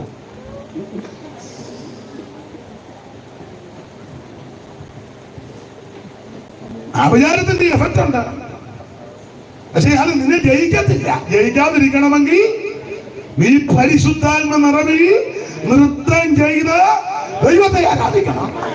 നമ്മുടെ പോരിന്റെ ആത്മ ജനീകമല്ല, കോട്ടകളെ ഇരിക്കുന്ന ദൈവശക്തിയാണ്. അല്ലാതെ വിവരിക്കുന്നില്ല. പുള്ളി പേടിച്ച് കിടക്കുക. എന്നിട്ട് പുള്ളി പറഞ്ഞു, മതി കർത്താവ് ശുശ്രൂഷകൾ ഒത്തിരി ചെയ്ത് നീ എന്നെ അങ്ങ് നിന്റെ വിചാരമാണോ ദൈവത്തിന്റെ വിചാരം? നീ മരുഭൂമിയിൽ മരിക്കാൻ കിടക്കുക. തമ്പുരാന്റെ പദ്ധതി എന്നാണെന്നറിയാം. എടാ, നീ ജാഗത്തില്ല. അഗ്നിമയ രഥങ്ങളും വശങ്ങളും കൂടെ അങ്ങോട്ട് ചുഴലിക്കാറ്റ് പ്രത്യക്ഷപ്പെടുമ്പോൾ സകല നിന്റെ ശിക്ഷ നോക്കി നിൽക്കുന്ന ഞാൻ നിന്നെ മേളോട്ട് എടുക്കാൻ പോവാ. നിന്റെ വിചാരമല്ല ദൈവത്തിന്റെ വിചാരം, നിന്റെ വഴിയുമല്ല ദൈവത്തിന്റെ വഴി. അതുകൊണ്ടാണ് നമ്മുടെ തട്ടി യാക്കോബിനെ തൊട്ടു, ഇങ്ങനെ തട്ടി എഴുന്നേറ്റ് ഭക്ഷണം കഴിക്കാൻ കഴിച്ചു കുടിച്ചു. ആ ആകാരത്തിന്റെ ബലം കൊണ്ട് 40 പകലും 40 രാവും നടന്ന് ദൈവത്തിന്റെ പർവ്വതമാകുന്ന ഹോരേബ് എന്ന് പറഞ്ഞാൽ ദൈവം തമ്പുരാൻ നിന്നെ തൊട്ടാൽ അവിടെ ദൂതൻ വന്ന് തൊട്ടു കരം തൊട്ട് കഴിഞ്ഞപ്പോൾ മരണഭീതി മാറി, ചിത്തഭ്രമം മാറി. ഇവൻ ഉദ്ദേശിക്കാത്ത സ്ഥാനത്തും ദൈവം എത്തിച്ചു. അമ്മ പറഞ്ഞ് ശുശ്രൂഷയുണ്ട്. നീ യേഹൂവിനെ അഭിഷേകം ചെയ്യണം, എലീശായെ അഭിഷേകം ചെയ്യണം. സ്തോത്രം. ദൈവം നിനക്കൊരു ശുശ്രൂഷ തന്നിട്ടുണ്ട്. ദൈവം നിന്നെ ഏൽപ്പിച്ച ശുശ്രൂഷ തികയ്ക്കാതെ ആര് നിനക്കെതിരെ ആവിചാരമോ മന്ത്രവാദമോ ശുദ്രമോ എന്ത് ചെയ്താലും ഏക്കത്തില്ല. ആ വിചാരം യാക്കോബിന് പറ്റത്തില്ല. ലക്ഷണമിട്ട് ഇസ്രായേൽ ഫലിക്കത്തില്ല. നിനക്ക് വിരോധമുണ്ടാക്കുന്ന ഒരു ആയുധവും ഫലിക്കത്തില്ല. നിന്നെ വിടുവിക്കുന്ന രക്ഷിക്കുന്ന ദൈവമുണ്ട്. അവൻ യാക്കോബിനെ തൊട്ടകരം കുറുകിപ്പോയിട്ടില്ല. ഏലിയാവിനെ തൊട്ടകരം കുറുകിയിട്ടില്ല. ഇന്ന് രാത്രി ഈ കരം നിന്നെ തൊടുക. വീടുകളുടെ മാനത്ത്, ചിത്തപ്രബന്ധങ്ങൾ മാനത്ത്, നിന്റെ കുടുംബത്തിനെതിരെ, നന്മയ്ക്കെതിരെ, തലമുറക്കെതിരെ ആവിചാരവും ശുദ്ധിപ്രയോഗവും ഒക്കെ ഉണ്ടെങ്കിൽ ഇന്ന് രാത്രി അതിന്റെ കെട്ടുകൾ പൊട്ടുന്ന രാത്രിയാ.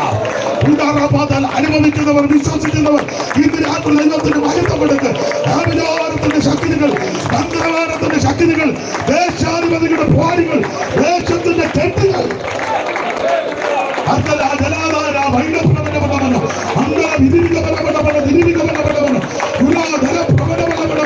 ദൈവത്തിന് മഹിത്വം, ദൈവത്തിന് മഹിത്വം, ദൈവത്തിന് മഹിത്വം. കരമുയർത്തി ദൈവത്തെ സ്തുതിക്കാം. ഞാൻ ദീർഘമാക്കുന്നതിൽ ഒരു കാര്യം കൂടെ പറഞ്ഞങ്ങ് നിർത്തുക. യാക്കോബിനെ തൊട്ടകരം കുറുകി, ഏലിയാവിനെ തൊട്ടകരോ കുറുകിപ്പോയില്ല.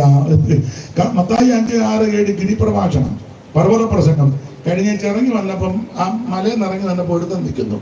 കുത്തരോഗില്ല. അവൻ ചോദിച്ചു, ഗുരു നിനക്ക് മനസ്സുണ്ടെങ്കിൽ എന്നെ ശുദ്ധമാക്കണം.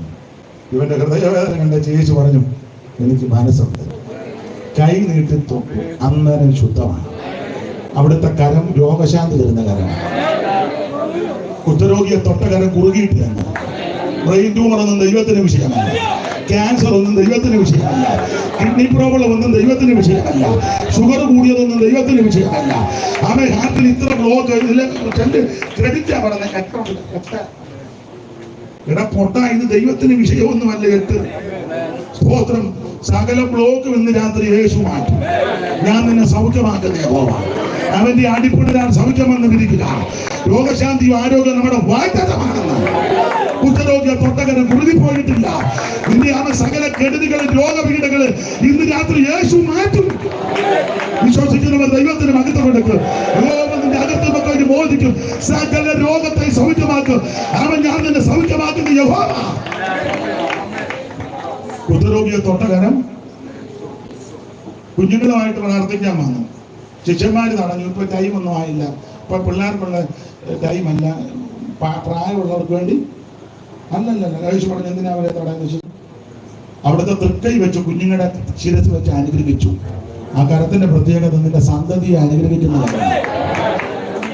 2, 3, 4 ദൈവം നിനക്ക് തന്ന സന്തതിയെ ഒരെണ്ണം നശിച്ചു പോകത്തില്ല.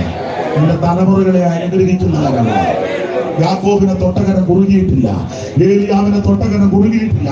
കുഷ്ഠരോഗിയെ തൊട്ടകരം ഒന്നും കുറുകിപ്പോയിട്ടില്ല. തലമുറകളെ അനുഗ്രഹിക്കുന്ന കരം കുറുകിയിട്ടില്ലെന്ന് 3 ദിവസം വചനം കേട്ടു. ശിഷ്യന്മാര് പറഞ്ഞു വിടുവിടെ ചായക്കടയൊന്നും ഇല്ലെന്ന്. യേശു പറഞ്ഞു, നിങ്ങളെ കൂടെ 3 ദിവസം ഇരുന്നോ? ഞങ്ങളുടെ ഒന്നുമില്ല. ഒന്നും 5 ഒരു ബാലകന്റെ, അത് അന്ത്രയോസിന്റെ മോനാന്നാ പറയുന്നത്. അതുകൊണ്ട് ആ പുള്ളി കൃത്യം 5 ചെറുക്കൻ്റെ 5 തുറന്നു നോക്കിട്ടാണോ വീട്ടിൽ നിന്ന് കൊടുത്തുകൊണ്ടതാണ്. ഞാൻ ബാക്കികൾ എല്ലാം എടുപ്പിക്കുന്നില്ല. 5 2 മീൻ, 5 ചെറുമീൻ 2 എടുത്ത് വാഴ്ത്തി. 5 ചെറുമീൻ 2 എടുത്ത് വാഴ്ത്തി. 5000 സംതൃപ്തിയേകിയോരു 5000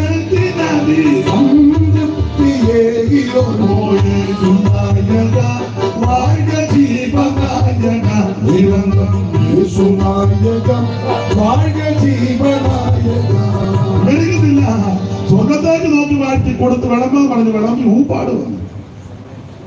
അവിടെ വായിക്കുന്ന എല്ലാവരും തിന്ന് അവിടുത്തെ കരം നിന്നെ തൃപ്തിപ്പെടുത്തുന്ന കരം. സ്തോത്രം, സ്തോത്രം. നിന്നെ തൃപ്തിപ്പെടുത്തുന്ന കരം. സൂക്ഷം നിർത്തുക. യാക്കോബിനെ തൊട്ടകരം കുറുകിയില്ല. ഏലിയാവിനെ തൊട്ടകരം കുറുകിയില്ല. കുഷ്ഠരോഗിയെ തൊട്ടകരം കുറുകിയില്ല. തലമുറയെ അനുഗ്രഹിച്ച കരം കുറുകിയിട്ടില്ല. അപ്പം എടുത്ത് വാഴ്ത്തി അനുഗ്രഹിച്ച കരം കുറുകിയിട്ടില്ല.